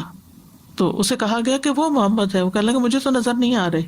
تو رسول اللہ صلی اللہ علیہ وسلم نے فرمایا اگر وہ ایسا کرتا تو فرشتے سب کے سامنے اسے پکڑ لیتے، اور جب اسے بتایا کہ کس ڈائریکشن میں اور اس نے آنے کا ارادہ کیا تو اس کو آگ نظر آئی وہاں سامنے، تو وہ کوئی نقصان نہیں دے سکا. تو اللہ سبحانہ وتعالیٰ کی جو حفاظت ہے اس میں ابن رجب کہتے ہیں کہ اللہ تعالیٰ دو طرح بندوں کی حفاظت کرتا ہے. ایک ان کی دنیا کی مصلحتوں کی حفاظت، جیسے ان کے جسم، جان، مال سب کی حفاظت، اور جیسے دشمنوں کے خلاف حفاظت، اور دوسرے ان کے دین ایمان کی حفاظت. یعنی ایک دنیاوی چیزوں کی حفاظت اور ایک دین ایمان کی حفاظت. تو دین ایمان کی حفاظت جو ہے اس میں جیسے دل کو شکوک و شبہات سے بچاتا ہے، کیونکہ دل میں اگر دین کے کسی بھی چیز کے بارے میں شک آ جائے تو نفاق کی طرف لے جاتا ہے. یعنی فی قلوبہم مرض، ان کس کے بارے میں کہا گیا؟ منافقین. تو شکوک و شبہات جو ہے یہ ایک بیماری ہوتے ہیں، اور ایسے لوگ پھر منافقت کی طرف چل جاتے ہیں. پھر اسی طرح شہوات، خواہشات اگر دل میں وہ پیدا ہو جائے تو وہ بھی دین کو پھر انسان کمپرومائز کرنے لگتا ہے. تو اللہ سبحانہ و تعالیٰ انسان کو وسوسوں سے بچاتا ہے، انسان کے ایمان کو مضبوط کرتا ہے، اور اسی طرح اللہ تعالیٰ بندوں کی عقل اور قوت کی حفاظت بھی کرتا ہے، صحت کی حفاظت کرتا ہے. بعض سلف صالحین کہتے ہیں کہ عالم کی عقل زائل نہیں ہوتی. ابھی ریسنٹلی وہ نسیم بہن کی ڈیتھ ہوئی ہے، ماشاءاللہ حافظ قرآن تھی، یہاں کی گریجویٹ تھی، الہدا سے ہی انہوں نے کیا تھا. تو سیٹرڈے کو ان کی وفات ہوئی ہے، اور وفات کے وقت ماشاءاللہ ان کی بہنیں، ان کے دوست ان کے پاس تھیں. تو بتا رہی ہے کہ تھوڑی دیر پہلے تک بھی وہ باتیں کر رہی تھی، وہ معافی مانگ رہی تھی اور باتیں کر رہی تھی، کلمہ پڑھ رہی تھی، استغفار کیا، توبہ معافی کی. یعنی آخری لمحے تک ان کی عقل سلامت تھی، حالانکہ کافی ایجڈ بھی تھی اور بہت عرصے سے شدید بیمار بھی تھی. بندہ بیمار ہو تو اس کی ویسے ہی عقل کام نہیں کرتی، اتنی تکلیف میں ہو، ہر 2 گھنٹے بعد مارفین لگ رہی تھی، لیکن اس پین میں بھی اور درد میں بھی کلمہ بھی نصیب ہوا، بے ہوش نہیں تھی، صحیح سلامت عقل کام کر رہی تھی. یہ اللہ کی دی ہوئی حفاظت ہوتی ہے، اور یہ اللہ کے کلام کی برکت سے ہوتی ہے. جتنا زیادہ آپ قرآن پڑھتے ہیں، ذکر کرتے ہیں، تو اللہ سبحانہ و تعالیٰ اسی طرح آپ کی حفاظت فرماتے ہیں. رات پوری ان کو نیند نہیں آتی تھی، رات بھر قرآن پڑھتی رہی، 16 پارے ان کے ہو گئے. تو بعض علماء کہتے ہیں کہ جو قرآن کو حفظ کر لیتا ہے اور جمع کر لیتا ہے اس کی عقل قائم رہتی ہے. یعنی کیونکہ اس کے سینے میں قرآن ہے تو اللہ تعالیٰ اس کی عقل کو زائل ہونے سے بچا لیتا ہے. ابو طیب الطبری جو تھے 100 سال کی عمر سے آگے بڑھ گئے تھے، یعنی 100+ ہو گئے تھے، لیکن وہ اپنی عقل اور قوت سے فائدہ اٹھا سکتے تھے. ایک دن انہوں نے کشتی سے زمین پر قوت سے چھلانگ لگائی تو ان کو اس پر ملامت کی گئی کہ آپ کو ایسا نہیں کرنا چاہیے تھا. تو انہوں نے کہا یہ وہ اعضاء ہیں جن کی ہم نے بچپن میں نافرمانیوں سے حفاظت کی، تو اللہ نے ہمارے لیے ہمارے اعضاء کی بڑھاپے میں حفاظت کی. اور ایک اور زندہ مثال ہے، ارشاد آپا بیٹھی ہوئی ہیں، ان کی والدہ ہیں، میرا خیال ہے 100 سال کی وہ ہو چکی ہیں. سبحان اللہ، سارا دن یعنی ان کی جو روٹین ہے وہ صبح ناشتے کے بعد سے ظہر تک مسلسل قرآن پڑھتی رہتی. کتنی خوش قسمتی کی بات ہے کہ انسان اتنی عمر تک پہنچے اور پھر وہ اپنا سارا دن جو ہے وہ قرآن کے ساتھ گزارے، اور اسی طرح باقی نمازیں بھی اپنی پڑھتی ہیں، اور ذکر اذکار اور ساری ہوش حواس سلامت، اور کھانا پینا ہر چیز، یعنی کہ بھوک بھی لگتی ہے، کھا پی بھی لیتی ہیں اپنی، یعنی کوئی قوت بھی بحال ہے، کسی کے اوپر ڈیپینڈنٹ نہیں ہے. تو جب وہ آتی ہیں تو میں ہمیشہ پوچھتی ہوں ان کا حال چال، اور پوچھتی ہوں کہ اب کیا حال ہے. وہ ایک تجسس ہوتا ہے نا کہ اتنی عمر ہو گئی ہے کس حال میں ہے، تو بتاتی ہیں ماشاءاللہ پہلے سے بھی بہتر ہے، پہلے سے بھی اچھی ہے، اور یہ ان کی روٹین ہے. تو یہ اللہ کی حفاظت سے ہوتا ہے. اور جب میری ان سے ملاقات ہوئی ہے ہمیشہ وہ اللہ کی تعریف کر رہی ہوتی, اللہ کا شکر بول بول کے شکر ادا کر رہی ہوتی. ہم بعضوں کا شکر ادا کر بھی لیتے ہیں, زیر لب کہہ لیں الحمدللہ شکر اللہ کا, بس یعنی تھکے ہارے, لیکن وہ جس قوت کے ساتھ اللہ کا شکر ادا کرتی ہے تو حیرت ہوتی ہے دیکھ کے کہ اتنا جذبہ اور ایمان کہاں سے آیا. ورنہ عام طور پر دیکھا گیا کہ بوڑھے لوگ ڈپریشن میں چلے جاتے ہیں اور ان سے یعنی کہ نہ وقت پہ نماز, نہ ذکر, نہ اذکار, کچھ نہیں, کیونکہ کوئی وضو کرانے والا نہیں ہے, کوئی ساتھ ہاتھ پکڑنے والا نہیں. تو جو بندہ اللہ کے ساتھ سچا ہو جاتا ہے, اللہ کے لیے خالص ہو جاتا ہے, اللہ سبحانہ و تعالیٰ خود اس کی حفاظت فرماتا ہے. السلام علیکم. وہ نسیم آپا کی جو وفات ہوئی اسی کے حوالے سے بات کر دی کہ ہم لوگ ان کے پاس ہی کھڑے ہوئے تھے, تو ہم لوگ سے کہیں کہ تم لوگ ہٹ جاؤ یہاں سے نا, تم لوگ ذرا پیچھے پیچھے ہٹ جاؤ اور دروازہ کھول دو. تو مطلب ان کو فرشتے نظر آ رہے تھے, یہ کیا تھا, اور ہم لوگ حیران ہو کے کہتے کہ کون سے دروازہ کھولنے کی بات کر رہی ہیں نا, تو لیکن تم لوگ ہٹو, آگے سے ہٹو اور دروازہ کھول دو, بس یہی بار بار کہہ رہی تھی. تو ہم لوگ وہاں سے ہٹ تو نہیں سکے, ان کے پاس ہی کھڑے تھے, ان کو پکڑ کے کھڑے ہوئے تھے. تو کہیں کہ مجھے وومیٹنگ ہو رہی ہے, ذرا مجھے وہاں پہ لے چلو. وہاں تک لے گئے, پھر آہستہ آہستہ بیٹھتی چلی گئی نیچے. پھر میں نے کہا اسٹول رکھ دو, اسٹول کے وہ اس کے اوپر بیٹھ جائیں گے. وہ اسٹول آنے سے پہلے ہی جو ہے وہ نیچے گر گئی, اور پھر جو ہے ان کی آنکھیں پلٹ گئی, پھر وہ اللہ کے پاس چلی, پلس ختم ہو گئی. نظر تو آتے ہیں فرشتے, موت کے وقت فرشتے نظر آتے ہیں. میرے والد کے ساتھ بھی ایسے ہی ہوا تھا کہ میں اور میری بہن ساتھ ان کا بازو پکڑے کھڑے اور وہ ہمیں ہٹاتے تھے, جگہ دو, نہیں بیٹھنے کی جگہ دو. وہ آ رہے ہیں دروازہ کھولو, تو اب ہم کہتے ڈیڈی کوئی نہیں آ رہا ہے, کوئی نہیں ہے. کہ نہیں تمہیں نظر نہیں آ رہے. وہ باقاعدہ بہت آرام سے کہہ رہے تھے, وہ آگے ہٹو ہٹو ہٹو, گھبراہٹ میں, اور پھر دم سے ایک جھٹکا ہونے لگا اور وہ چلے گئے. آخری ان کے الفاظ تھے بس. جو ایمان والے ہیں ان کے لیے ان کی موت راحت کا باعث ہوتی ہے اور خوش قسمت ہے. لا يحزنهم الفزع الاکبر وتتلقاهم الملائکہ, فرشتے آ کے ملاقات کرتے ہیں ان کو, سلام کرتے ہیں ان کو, اور آہستگی سے پھر ان کی جان نکال کے لے جاتے ہیں. والناشطات نشطا والسابحات سبحا اللہم اجعلنا منہم. میں سوچ رہی تھی کہ ہم سب جب اس طرح کی خاص طور پہ کوئی بات سنتے ہیں, قرآن کریم سے لوگوں کا گہرا تعلق, حفظ قرآن, یہ سب, تو دل چاہتا ہے کہ خود بھی ہم, اللہ تعالیٰ ہمیں ایسے لوگوں میں شامل کر لے. تو I just want to introduce ان تمام بہنوں کو جو شاید نئی بھی آج آئی ہیں یا ادروائز بھی, کہ الحمدللہ ہمارے پاس حفظ القرآن کے مواقع موجود ہیں. حفظ القرآن کے کورسز ہیں, full time, part time, once a week, twice a week, 4 days a week, جو آپ کی اویلیبلٹی ہے آپ اس کے ساتھ اس سے فائدہ اٹھا سکتے ہیں, تاکہ جو اس وقت فیلنگ ہماری ہے ہم اس کو واقعی کیپچر کریں, عمل میں لے آئیں. اور نیت کم از کم, اگر کوئی ایسے حالات ہیں کہ ابھی آپ کر نہیں سکتے کچھ, تو نیت ضرور کر لیں کہ یا اللہ موت آنے سے پہلے ہم بھی ایسے لوگوں میں شامل ہو جائیں جو آپ کا کلام حفظ کرتے ہیں. بالکل. اور یہ جیسے سازا جی آپ جب ذکر کر رہے تھے کہ فاللہ خیر حافظہ, اور بہت ساری اس طرح کی آیات جو ایسے مواقع پہ اپنے آپ کو یاد دلانے کی, تو میں سوچ رہی تھی کہ جب ہمارا قرآن کریم کی آیات سے, الفاظ سے ایسا تعلق ہوتا ہے نا, ہمیں اس کا میننگ اور اس کا کانٹیکسٹ معلوم ہے, تب وہ ہمارے لیے اسٹرینتھ بن جاتی ہے. اگر آپ ویسے کسی کو کہیں جو غم میں, اس کو کہیں لا تحزن ان اللہ معنا پڑھتے رہو, وہ شاید پڑھ لیں 1000 دفعہ, لیکن ان کو اس کی فیلنگ نہیں آئے گی. تو اس فیلنگ کے لیے بھی آئی وانٹ ٹو انٹروڈیوس کہ الحمدللہ ہمارے پاس تعلیم القرآن کے مواقع موجود ہیں. نیا کورس تعلیم القرآن شروع ہونے والا ہے, بہت سارے مواقع موجود ہیں قرآن کریم سے جڑنے کے. تو پلیز آپ سب اس کو ایکسپلور کیجئے اور اپنے آپ کو کسی نہ کسی درجے پہ جو آپ کی زندگی میں پاسبل نہیں ہے, کر سکتے تو کسی نہ کسی اور کو انٹروڈیوس کیجیے. آپ کی وجہ سے جو خیر کی طرف آئے گا اس کا بھی اجر و ثواب آپ کو ملتا رہے گا انشاءاللہ. میں کہوں گی سادہ, آپ نے کہا نا نیت کر لینی چاہیے کام کی. مجھے یاد ہے جب میں جاب کرتی تھی, میں نے ایک دفعہ ایک لسٹ بنائی تھی کہ میں یہ کرنا چاہتی ہوں, میں قرآن کو تجوید سے پڑھنا چاہتی ہوں, میں اس کے معنی سمجھنا چاہتی ہوں, اور وہ لسٹ رکھی رہ گئی. کچھ عرصے کے بعد مجھے وہ لسٹ ملی, تو الحمدللہ سبحانہ تعالیٰ میں ان میں سے آدھے کام خود ہی کر رہی تھی. مطلب اللہ نے کہا ہے نا کہ میری انگلی تھامو تو میں تمہارا ہاتھ پکڑ لوں گا. تو وہ میں نے محسوس کیا, اور جب آپ محسوس کرتے ہیں نا تو پھر آپ کی سمجھ کھلتی ہے, اور پھر آپ کو ہدایت کی توفیق ملتی ہے. یعنی جب آپ خالص ہوتے ہیں اور نیت کرتے ہیں تو اللہ سبحانہ وتعالیٰ پھر واقعی آپ ایک قدم چل کے جاتے ہیں اس کی طرف, تو 10 قدم آپ کی طرف آتا ہے. اور پھر آپ دیکھیے کہ وہ حدیث بھی ہے نا, احفظ اللہ یحفظک, تم اللہ تعالیٰ کے احکامات کی حفاظت کرو, اللہ تمہاری حفاظت کرے گا. پھر اللہ نہ صرف بندے کی حفاظت کرتا ہے, اس کے مال اور اولاد کی بھی حفاظت کرتا ہے. جیسے سورۃ کہف میں آتا ہے نا, اما الجدار فکان لغلامین یتیمین فی المدینۃ وکان تحتہ کنز لہما وکان ابوہما صالحا. اور دیوار کی بات یہ ہے کہ وہ 2 یتیم لڑکوں کی تھی جو اس شہر میں رہتے تھے. اس دیوار کے نیچے ان کے لیے خزانہ دفن تھا اور ان کا باپ نیک آدمی تھا. تو خضر علیہ السلام نے وہ دیوار اس کے اوپر دوبارہ بنا دی جو گری ہوئی تھی, کہ خزانہ ایکسپوز ہو جاتا, کہ یہ بچے بڑے ہوں گے تو پھر اپنا خزانہ نکالیں گے. ابن عباس کہتے ہیں کہ ان یتیم بچوں کے والدین کے نیک ہونے کی وجہ سے ان کی حفاظت کی گئی تھی۔ محمد بن منقدر کہتے ہیں اللہ تعالیٰ بندے کی نیکی کی وجہ سے اس کے بچوں کی، بچوں کی اولاد کی، بچوں کی اولاد کی اور اس کے خاندان اور قبیلے کی حفاظت کرتا ہے۔ اتنی دور تک جاتی ہے نیکی، صرف اس بندے کی نہیں، بندے کی اپنی اولاد کی بھی، پھر آگے اس کی اولاد کی بھی، اور پھر اس کے آس پاس کے لوگوں کی بھی، ان کی بھی حفاظت ہوتی ہے۔ جب تک وہ انسان زندہ رہتا ہے وہ سب لوگ اللہ کی حفاظت میں ہوتے ہیں۔ نیکی کی اپنی ایک خوشبو ہوتی ہے، نیکی کا اپنا ایک فائدہ ہوتا ہے، ایک برکت ہوتی ہے، کوئی معمولی چیز نہیں ہے۔ اور اللہ تعالیٰ کی حفاظت جن اعمال سے ملتی ہے سب سے پہلے صبر اور تقویٰ۔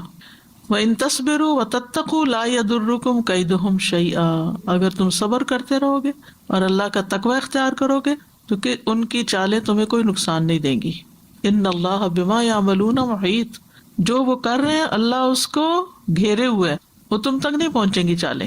قتادہ کہتے ہیں جو اللہ سے ڈرتا ہے اللہ اس کو کافی ہو جاتا ہے، جس کا ساتھی اللہ ہو اس کے ساتھ ایسا لشکر ہوتا ہے جس کو شکست نہیں دی جا سکتی، اس کے ساتھ وہ پہرے دار ہے جو سوتا نہیں ہے، اس کے ساتھ وہ رہنمائی کرنے والا ہے کہ وہ بھٹکتا نہیں ہے۔ تو ہمیں دین کے احکامات کی حفاظت کرتے رہنا چاہیے تاکہ اللہ کی حفاظت ملے۔ بعض صالحین کہتے ہیں جب بھی آپ اپنے کسی عزیز، اپنے ساتھی یا اپنے بیٹے کو نصیحت کرنا چاہیں تو آپ ان سے کہیں آپ اللہ کی حفاظت کریں، اللہ آپ کی حفاظت کرے، یعنی آپ اپنی نمازوں کی حفاظت کریں، اپنے زکوٰۃ کے وقت کی، اپنی ذمہ داریوں کی، جو بھی اللہ کا حکم ہے ان چیزوں کی حفاظت کریں، اللہ آپ کی حفاظت کرے گا۔ پھر اللہ کی اطاعت سے حفاظت ملتی ہے۔ فضیل بن ایاز کہتے ہیں جب مجھ سے اللہ کی نافرمانی ہو جاتی ہے تو مجھے اپنی نافرمانی کے اثرات اپنی سواری کی عادت، اپنے خادم، اپنی بیوی، یہاں تک کہ گھر کے چوہوں سے پتہ چل جاتے ہیں، یعنی وہ ستانے لگتے ہیں۔ جب میں اللہ کی نافرمانی کرتا ہوں تو یہ سارے لوگ مجھے ستاتے ہیں۔ اس زمانے میں سواری بھی اونٹ گھوڑے وغیرہ پر ہوتی تھی، یعنی وہ بھی تنگ کرنے لگتا ہے۔ سلف صالحین میں سے کوئی ایک کہتے ہیں کہ جب ہم نے اللہ کی اطاعت کی تو سب کچھ ہمارے تابع کر دیا گیا، یہاں تک کہ جنگلوں میں موجود جنگلی جانور بھی، اور جب ہم نے نافرمانیاں کی تو اللہ نے ان کو ہم پر مسلط کر دیا، یہاں تک کہ وہ چوہے بھی ہم پہ مسلط ہو گئے جو بلوں میں تھے، وہ ہمیں تنگ کرنے لگے۔ تو اس میں سب سے پہلے اپنی نمازوں کی حفاظت کرنی چاہیے، نو میٹر وٹ، اپنی نماز کو کمپرومائز نہیں کرنا چاہیے، اس کو ڈیلے نہیں کرنا چاہیے، اس کو اپنے وقت میں ادا کرنا چاہیے۔ رسول اللہ صلی اللہ علیہ وسلم نے فرمایا جس نے صبح کی نماز پڑھی وہ اللہ کے ذمہ، یعنی اللہ کی حفاظت میں ہے۔ ابن قیم کہتے ہیں نماز کا پڑھنا رزق کو کھینچ لاتا ہے، صحت کی حفاظت کرتا ہے، تکالیف کو دور بھگاتا ہے، بیماریوں کو بھگاتا ہے، دل کو تقویت دیتا ہے۔ نماز چہرے کو روشن بناتی ہے، نفس میں خوشی بھر دیتی ہے، سستی دور کر دیتی ہے، اعضاء کو متحرک کرتی ہے، بندے کی قوتوں کو مدد دیتی ہے۔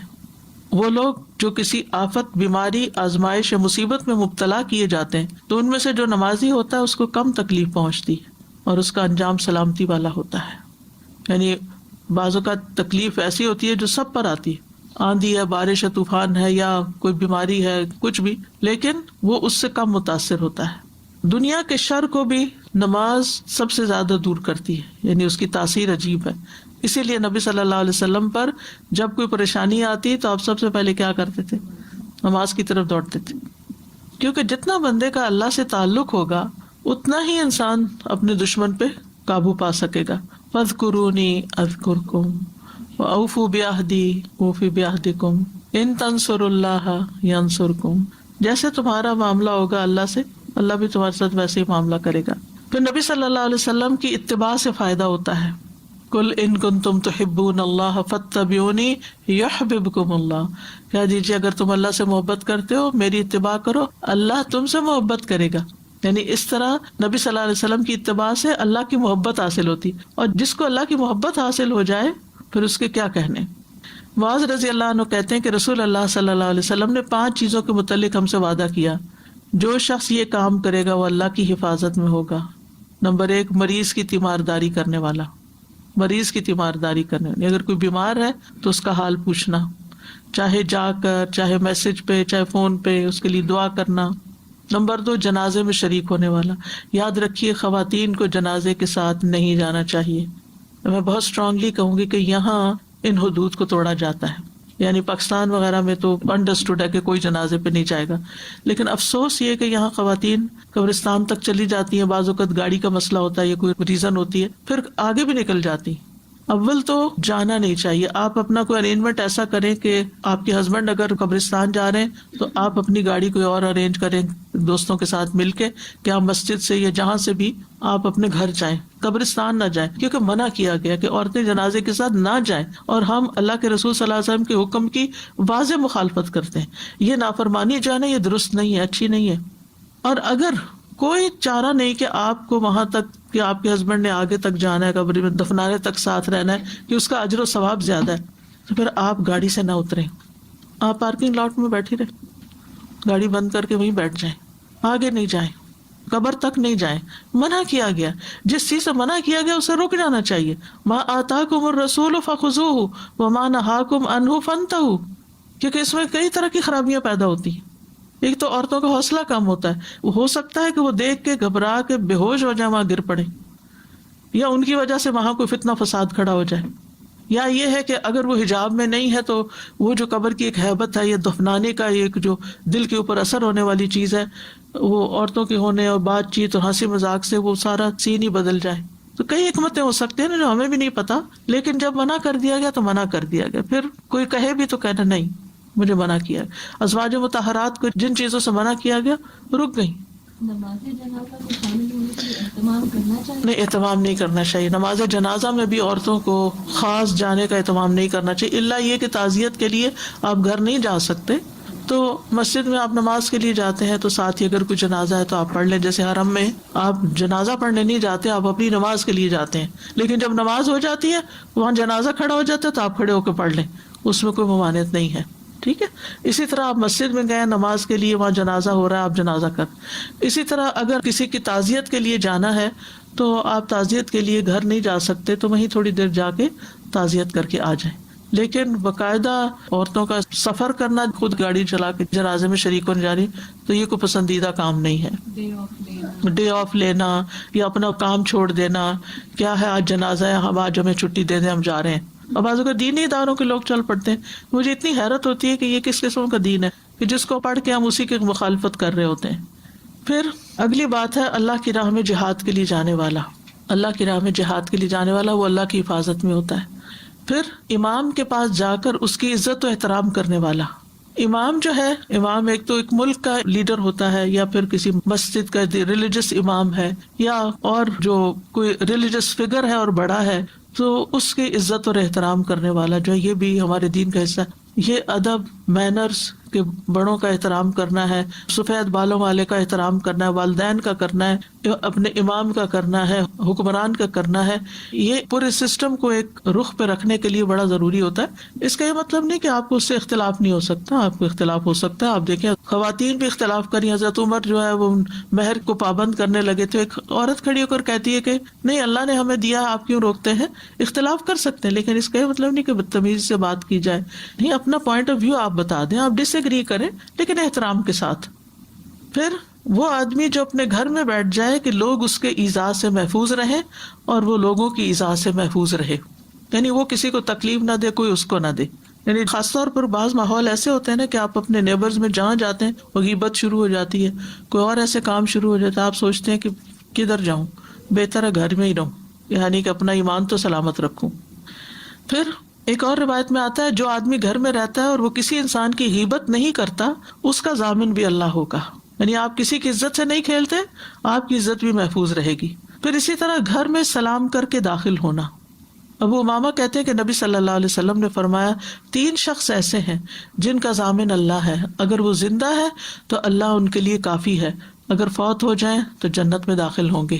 ایک وہ شخص جو اپنے گھر میں سلام کر کے داخل ہوا، کوئی گھر میں ہے یا نہیں، لاک کھولے، دروازہ کھولے، السلام علیکم پکارے. کوئی ہے تو جواب دے، نہیں ہے تو یہ عادت پکی کر لیں، گھر میں سلام کر کے داخل ہونا. ایسے بندے کا اللہ ضامن ہے. دوسرا وہ شخص جو مسجد کی طرف چلا، پھر اللہ اس کا ضامن ہے. تیسرا وہ شخص جو اللہ کے راستے میں نکلا، اللہ اس کا ضامن ہے. اور اس میں وہ قصہ میں کئی دفعہ سنا چکی ہوں اس خاتون کا جو ایک مجاہدین کا لشکر جا رہا تھا، اس کے پاس سے گزرا تو اس نے اپنی بکریاں چھوڑی اور وہ چل دی ساتھ اور جا کے ان کی خدمت میں کھانا وانا پکاتی تھی، جو بھی کام تھا کرتی تھی. واپس آئی تو اس کا تکلا گم ہو گیا، شاید بکری گم ہو گئی. کہنے لگی اللہ میں تو تیرے راستے میں تھی، اور تو بہرحال اس کا وہ پورا ہو گیا. ایک اور روایت میں ہے نبی صلی اللہ علیہ وسلم نے فرمایا جو شخص اللہ کی راہ میں نکلا اللہ اس کا ضامن ہو گیا. اور انسانوں اور چیزوں کو اللہ کی حفاظت میں دیا کریں، اپنے مال کو، اپنی اولاد کو، اپنے جو بھی ایسی چیزیں ہیں جو آپ کو بہت عزیز ہیں، جن کے بارے میں آپ کو خوف رہتا ہے کہ پتہ نہیں ان کا کیا ہوگا، ان کو اللہ کے حوالے کر دیں. پھر اسی طرح مسافر کو بھی اللہ کے حوالے کیا کریں. اچھا، ابن عمر کہتے ہیں کہ رسول اللہ صلی اللہ علیہ وسلم نے فرمایا لقمان حکیم کہا کرتے تھے جب کوئی چیز اللہ کی حفاظت میں دے دی جائے تو وہ اس کی حفاظت کرتا ہے. اور اسی طرح مسافر، موت تو گھر میں بھی آ سکتی ہے لیکن جو سفر پہ جاتا ہے ایسا لگتا ہے پتہ نہیں واپس آئے گا یا نہیں، ایک خوف سا شیطان دل میں ڈالتا ہے. مجاہد کہتے ہیں کہ میں اور ایک آدمی عراق جانے کے لیے نکلے تو عبداللہ بن عمر رضی اللہ عنہ ہمیں رخصت کرنے کے لیے ہمارے ساتھ چلے. جب انہوں نے ہمیں چھوڑنے کا ارادہ کیا، یعنی سی آف کرنے لگے، تو کہا میرے پاس تمہیں دینے کے لیے کچھ نہیں، لیکن میں نے رسول اللہ صلی اللہ علیہ وسلم کو فرماتے ہوئے سنا کہ جب کسی چیز کو اللہ کے سپرد کیا جاتا ہے تو وہ اس کی حفاظت کرتا ہے. میں تم دونوں کے دین، امانت اور عمل کے خاتمے کو اللہ کے سپرد کرتا ہوں. استودعکم اللہ دینک و امانتک و خواتیم عملک. یہ دعا اسی لیے پڑھی جاتی ہے. ٹھیک ہے، تو آج کے لیے اتنا ہی کافی ہے. وآخر دعوانا ان الحمد للہ رب العالمین.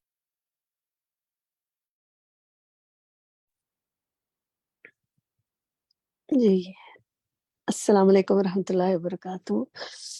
بہت ہی انلائٹننگ قسم کا لیکچر تھا، اور دیکھیں آپ کتنی ڈفرینٹ باتیں آپ کو پتہ چلی ہوں گی نا آج، اور کتنی آپ کی کئی چیزیں آپ کی دہرائی بھی ہو گئی ہوگی. تو ذرا دیکھتے ہیں آج ہم نے کیا سیکھا. کچھ چیزیں دیکھتے ہیں، سارا تو ہمیں ڈسکس کرنا ممکن نہیں ہوگا اتنی شارٹ ٹائم میں.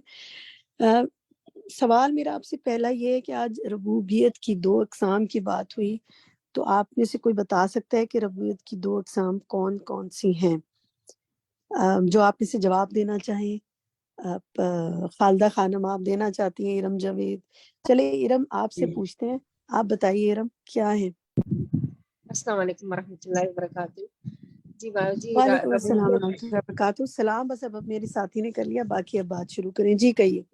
جی ربوبیت کی 2 اقسام ہیں. ایک عام ربوبیت جو اللہ تعالیٰ کی ہر خاص و عام، ہر بندے پر، ہر جانور پر، ہر زیرو پر ہے، اور ایک ہر زیرو کے تمام لیے مخلوق اللہ کے تعالیٰ لیے. ٹھیک ہے، دوسری کی بتائیے. تمام مخلوق کے لیے، اور دوسری ربوبیت جو ہے خاص مومنوں کے لیے ہے. جی بالکل ٹھیک ہے، بارک اللہ فی علمک. بالکل درست فرمایا آپ نے کہ اللہ تعالیٰ کی رب تو وہ ساری ہی ہر چیز کا مالک ہے، رب ہے، لیکن یہ خاص تو نکات ہے جن کو ہمیں سمجھنا چاہیے. تو اللہ تعالیٰ ہمیں جو ہے وہ جو اس کی صفت ہے، جو رب اس کی جو صفت ہے وہ اس کو وسیلہ بنا کے ہمیں اس کے لیے سے دعا بھی مانگنی چاہیے. اب دوسرا سوال جو ہے آپ سے وہ میرا یہ ہے کہ اللہ پر توکل کی 2 اقسام بتائیں. اس کو بھی ہم نے دیکھا تھا. فرت مسعود آپ بتائیں گے؟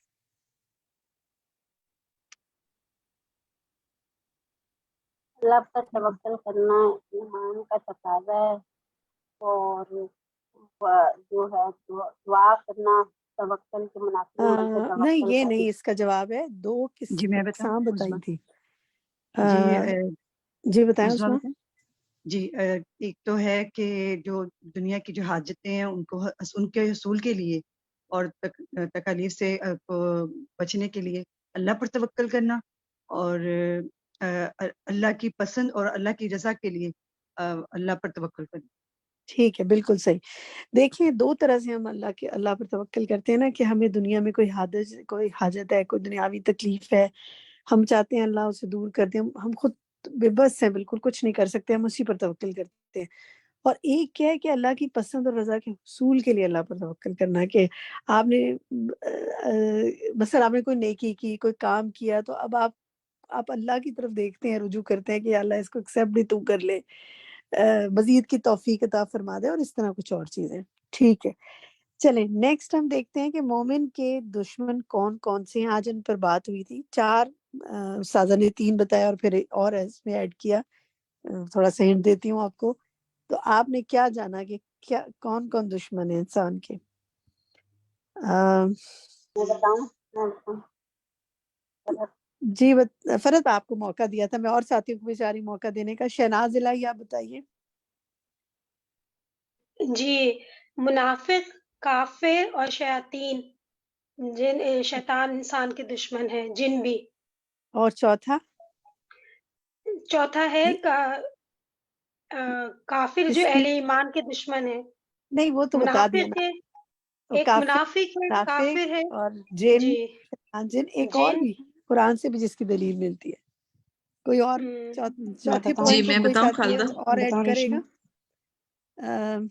खालदा। जूनी अज़वाज आप और बताएंगी? औलाद, जिसका मैं अज़वाज नाम और लूं सिर्फ वो औलाद। बताएं, जिसका मैं नाम लूं। जी जूनी। नफ्स नहीं नफ्स नहीं न, जी मैं जी बता मैं रही कौन, हूँ, नाम लें अपना। अमरोजिया और मैं अमरोजिया आप बताइए। अज़वाज और औलाद एंड में बताया गया। बिल्कुल, इसकी दलील हमें कुरान से भी मिलती है ना कि इंसान के बाज अज़वाज और औलाद भी दुश्मन हो सकते हैं। तो अल्लाह ताला हमें तमाम तरह की दुश्मनी से महफूज रखे। नेक्स्ट देखिए जी, खाली जगह पुर कीजिए। ये हदीस हमने पढ़ी थी, इसमें एक वर्ड हमने आपके लिए छोड़ा है कि आप बताएं कि वो क्या आएगा उसमें ना। तो बरीरा आप बताएंगी यहाँ क्या आएगा? इस हदीस को पढ़ेंगी? आ, आ, जी आ, टीचर, बताइए। माज रज़ी अल्लाह ताला अन्हु से रिवायत है कि हुज़ूर सल्लल्लाहु अलैहि वसल्लम ने 5 चीज़ों के मुतालिक हमसे वादा किया है, जो शख्स वो काम करेगा वो अल्लाह की हिफाजत में होगा। नंबर 1, यही तो मरीज की तीमारदारी करने वाला, मरीज की शाबाश। तीमारदारी करने वाला, जनाजे में शरीक होने वाला, अल्लाह की राह में जिहाद के लिए जाने वाला, इमाम के पास जाकर उसकी इज्जत करने वाला, या वो आदमी जो घर बैठ जाए कि लोग उसकी ईज़ा से महफूज रहें, वो लोगों की ईज़ा से महफूज रहे। बारकल्लाह फीक। बिल्कुल, मरीज की तीमारदारी करने वाला भी नबी सल्लल्लाहु अलैहि वसल्लम ने फरमाया कि अल्लाह की हिफाजत में होगा। तीमारदारी के बहुत से सवाब हैं, हमने पहले कई मुख्तलिफ पढ़े हैं, लेकिन इस एंगल से शायद आपने आज पढ़ा हो।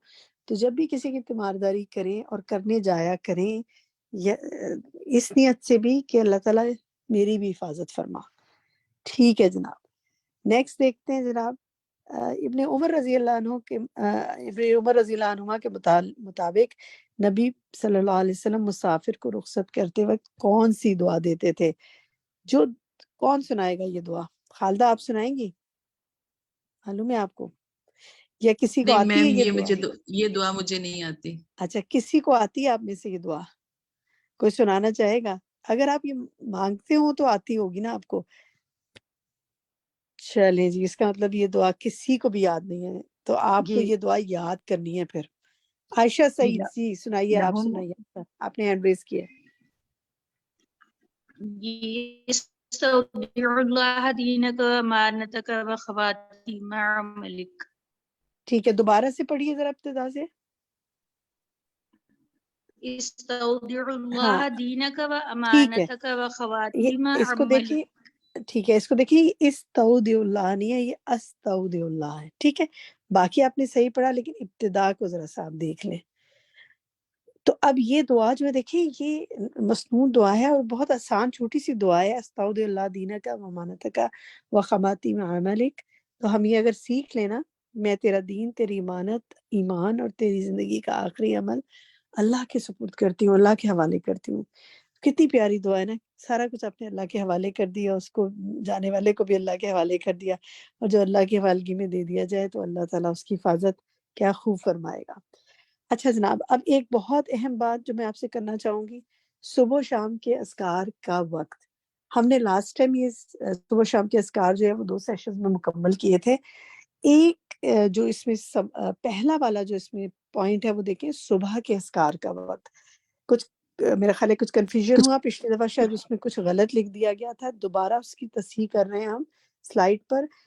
तुलुए फजर से लेकर तुलुए शम्स तक है, यानी जब फजर हो की नमाज आप पढ़ लें या फजर की अजान हो जाए या फजर हो जाए, तो उसके बाद सुबह के अस्कार का वक्त शुरू होता है, और वो सूरज निकलने تک رہتا ہے. سورج نکل ہے اس کے بعد طلوع فجر شمس یعنی اس کا اذکار کا وقت جو ہے وہ مکمل ہو جاتا ہے. شام کے اذکار کا وقت عصر کے بعد سے لے کر رات کے اول حصے تک رہتا ہے، یعنی مغرب تک رہتا ہے. عصر اور مغرب کے درمیان اور فجر اور سورج نکلنے کے درمیان یہ ہے.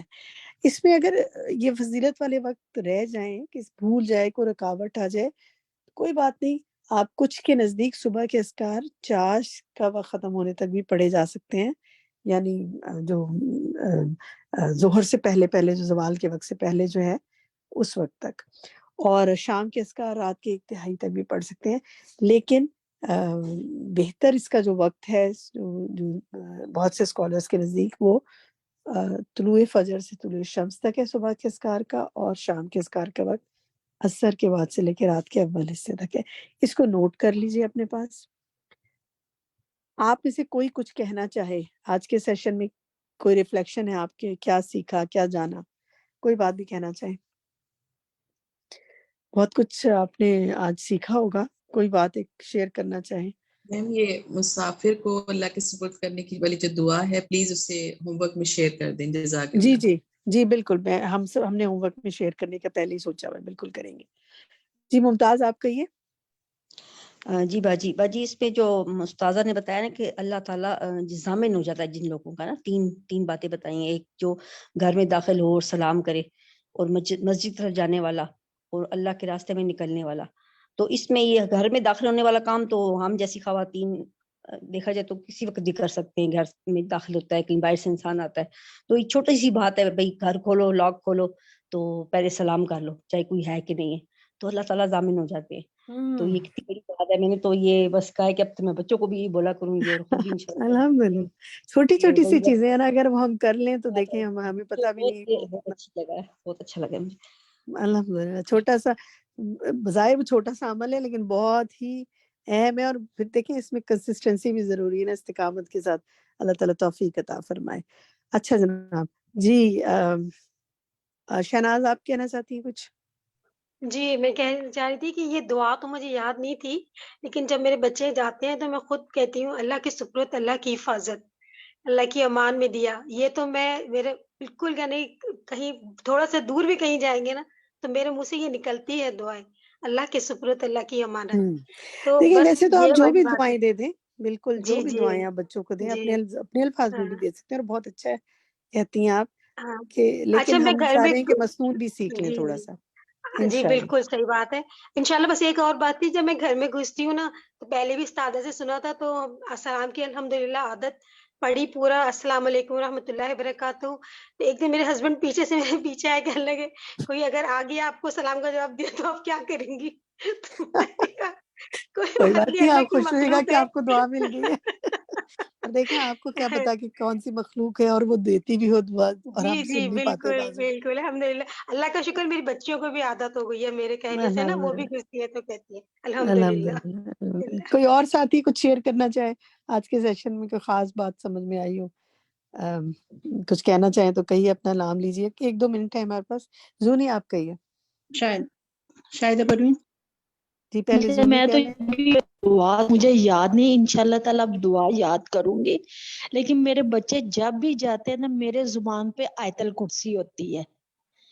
آیت الکرسی میں بچوں پہ پڑھ کے، اپنے ہسبینڈ پہ پڑھ کے، اور یا پھر گاڑی میں بیٹھتے ہوئے آیت الکرسی کا تو ورد کرتے رہتے ہیں، اور باقی دعائیں بھی پڑھتے رہتے. ٹھیک ہے بالکل. ثنا لاسٹ کمنٹ لے رہی ہوں، کہیے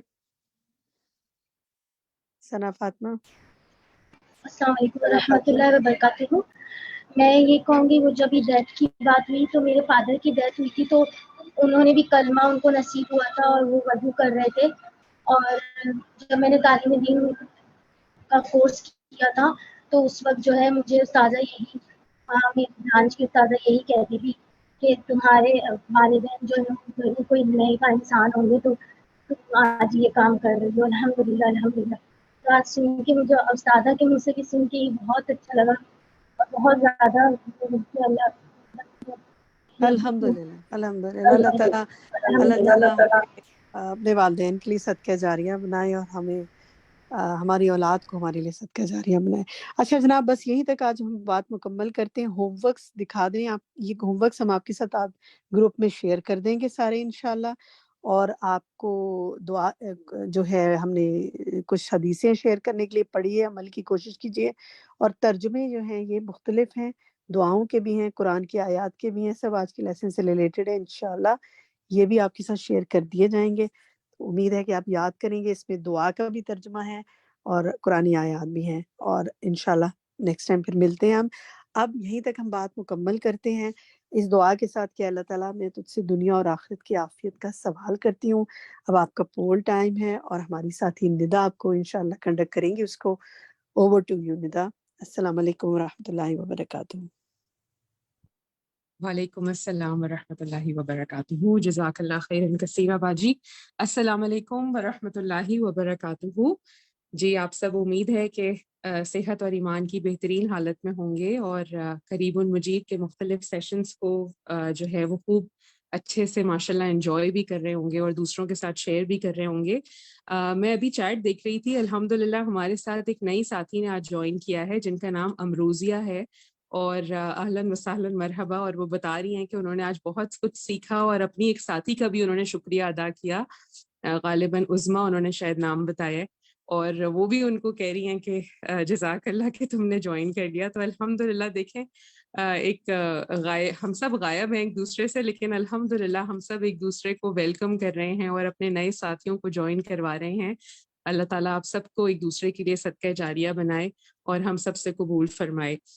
پول ٹائم ہے آپ کا، اور پول ٹائم میں طریقہ کار یہ ہوتا ہے کہ ہم ابھی آغاز کریں گے پول کا، تو کویسچن آپ کے سامنے آئے گا، اور 3 یا 2 آپشنز ہوں گے اس کویسچن کے، جو کہ اس کا آنسر ہوگا۔ آپ نے اس میں سے کسی ایک پر کلک کرنا ہوگا، اور اس کے بعد میں پڑھتی جاؤں گی، آپ کوشش کریں میرے ساتھ ساتھ چلیں۔ اور اس کے علاوہ یہ ہے کہ جب ہمارے پولز اینڈ ہو جائیں گے، سارے کویسچنز 10 کویسچنز ہیں، اور جب 10 کویسچنز مکمل ہو جاتے ہیں تو آپ نے اپنے آنسرز کو سبمٹ کرنا ہوتا ہے، اور پھر اس کے بعد ہمارے پاس ریزلٹس آ جاتے ہیں، اور آپ کو پتہ چل جاتا ہے کہ آج آپ نے جو لیسن سنا ہے وہ آپ کو کتنا سمجھ آ گیا ہے اور کتنا افیکٹو رہا آپ کے لیے انشاءاللہ۔ تو اللہ تعالیٰ آپ سب کے لیے بہت آسانی کرے۔ ہم آغاز کرتے ہیں، بسم اللہ الرحمن الرحیم۔ جی آج کا ہمارا ٹاپک ہے دشمن سے حفاظت کی دعائیں، پارٹ 1۔ پہلا جو ہمارے پاس کویسچن ہے وہ ہے کہ ربنا علیک توکلنا والیک انبنا والیک المصیر، یہ دعا کس نے مانگی تھی؟ 3 آپشنز ہیں، عیسیٰ علیہ السلام نے، ابراہیم علیہ السلام نے، یا یونس علیہ السلام نے۔ شروع میں استاذہ نے اس پہ بات کی تھی، امید ہے کہ آپ کو یاد رہا ہوگا کہ یہ دعا کس نے مانگی۔ کویسچن نمبر 2، دنیا کے ہر شر سے حفاظت کے لیے ڈیش کی حفاظت ضروری ہے، یعنی دنیا میں بہت سارے شر ہیں، بہت سارے ایول فورسز ہیں، لیکن اگر آپ ایک چیز کی حفاظت کریں گے تو انشاءاللہ آپ کی باقی ایول فورسز سے بھی حفاظت ہوگی۔ 2 آپشنز ہیں، نماز سے حفاظت ضروری ہے یا مال سے حفاظت ضروری ہے، آپ نے کسی ایک پہ کلک کرنا ہے۔ کویسچن نمبر 3، کیا اللہ کی بارگاہ میں نیک اعمال کا وسیلہ پکڑنا جائز ہے؟ جی ہاں یا جی نہیں، کسی ایک پہ کلک کیجئے۔ کیا آپ نیکیاں وسیلہ بنا سکتے ہیں اور اپنی کوئی دعا اس کے ذریعے قبول کروا سکتے ہیں اللہ تعالیٰ سے؟ یہ آپ نے بتانا ہے۔ کویسچن نمبر 4، فتنے کے لفظی معنی ڈیش ہیں۔ 2 آپشنز ہیں، سونے کو آگ میں ڈال کر کھرا کھوٹا الگ کرنا، یا چاندی کو آگ میں ڈالنا۔ جی کویسچن نمبر 5، اللہ کی حفاظت پانے والے اعمال میں سے ڈیش، یعنی اللہ کی حفاظت کس عمل کے ذریعے آپ کو ملے گی؟ گھر میں سلام کر کے داخل ہونے سے، گھر میں جلدی جلدی داخل ہونے سے، یا خاموشی سے داخل ہونے سے۔ یہ آپ نے کسی ایک پہ کلک کرنا ہے، اس پہ بات بھی کافی ہوئی ہے الحمدللہ آج ڈسکشن میں بھی۔ کویسچن نمبر 6، کیا دعاؤں کی قبولیت میں گناہ رکاوٹ بن سکتے ہیں؟ جی ہاں یا جی نہیں۔ کویسچن نمبر 7، اللہ تعالیٰ کی خاص ربوبیت ڈیش کو حاصل ہوتی ہے، یعنی اللہ تعالیٰ کا جو رب ہونا ہے وہ کن کو حاصل ہوتا ہے؟ تمام انسانوں کو یا صرف مومنوں کو؟ Question number 8, عورتوں کو ڈیش کے لیے ساتھ جانے سے منع کیا گیا ہے، مریض کی تیمارداری کے لیے، جہاد کے لیے یا جنازے کے لیے۔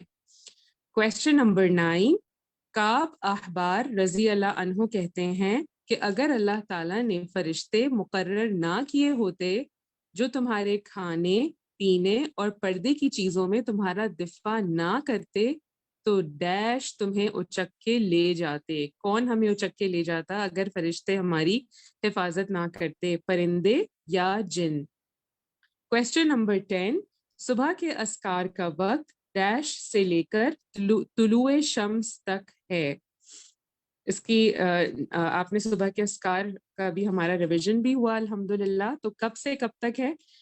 طلوع فجر سے لے کے طلوع شمس تک ہے یا تہجد سے لے کے طلوع شمس تک ہے؟ آپ نے کسی ایک پر کلک کرنا ہے۔ جی جناب، تو الحمدللہ ہمارے کچھ ساتھی اس وقت بزی ہیں پولز کرنے میں، اور ماشاءاللہ تقریباً 68 پارٹیسپینٹس ہیں ہمارے پاس، اور 52 جو ہیں وہ ابھی کر رہے ہیں۔ تو جی 1 منٹ ہم دے دیتے ہیں آپ کو، آپ اس کو مزید کر لیجئے، اور تاکہ ہمارے اور بھی جو کچھ ساتھی ہیں وہ بھی اس کو مکمل کر لیں۔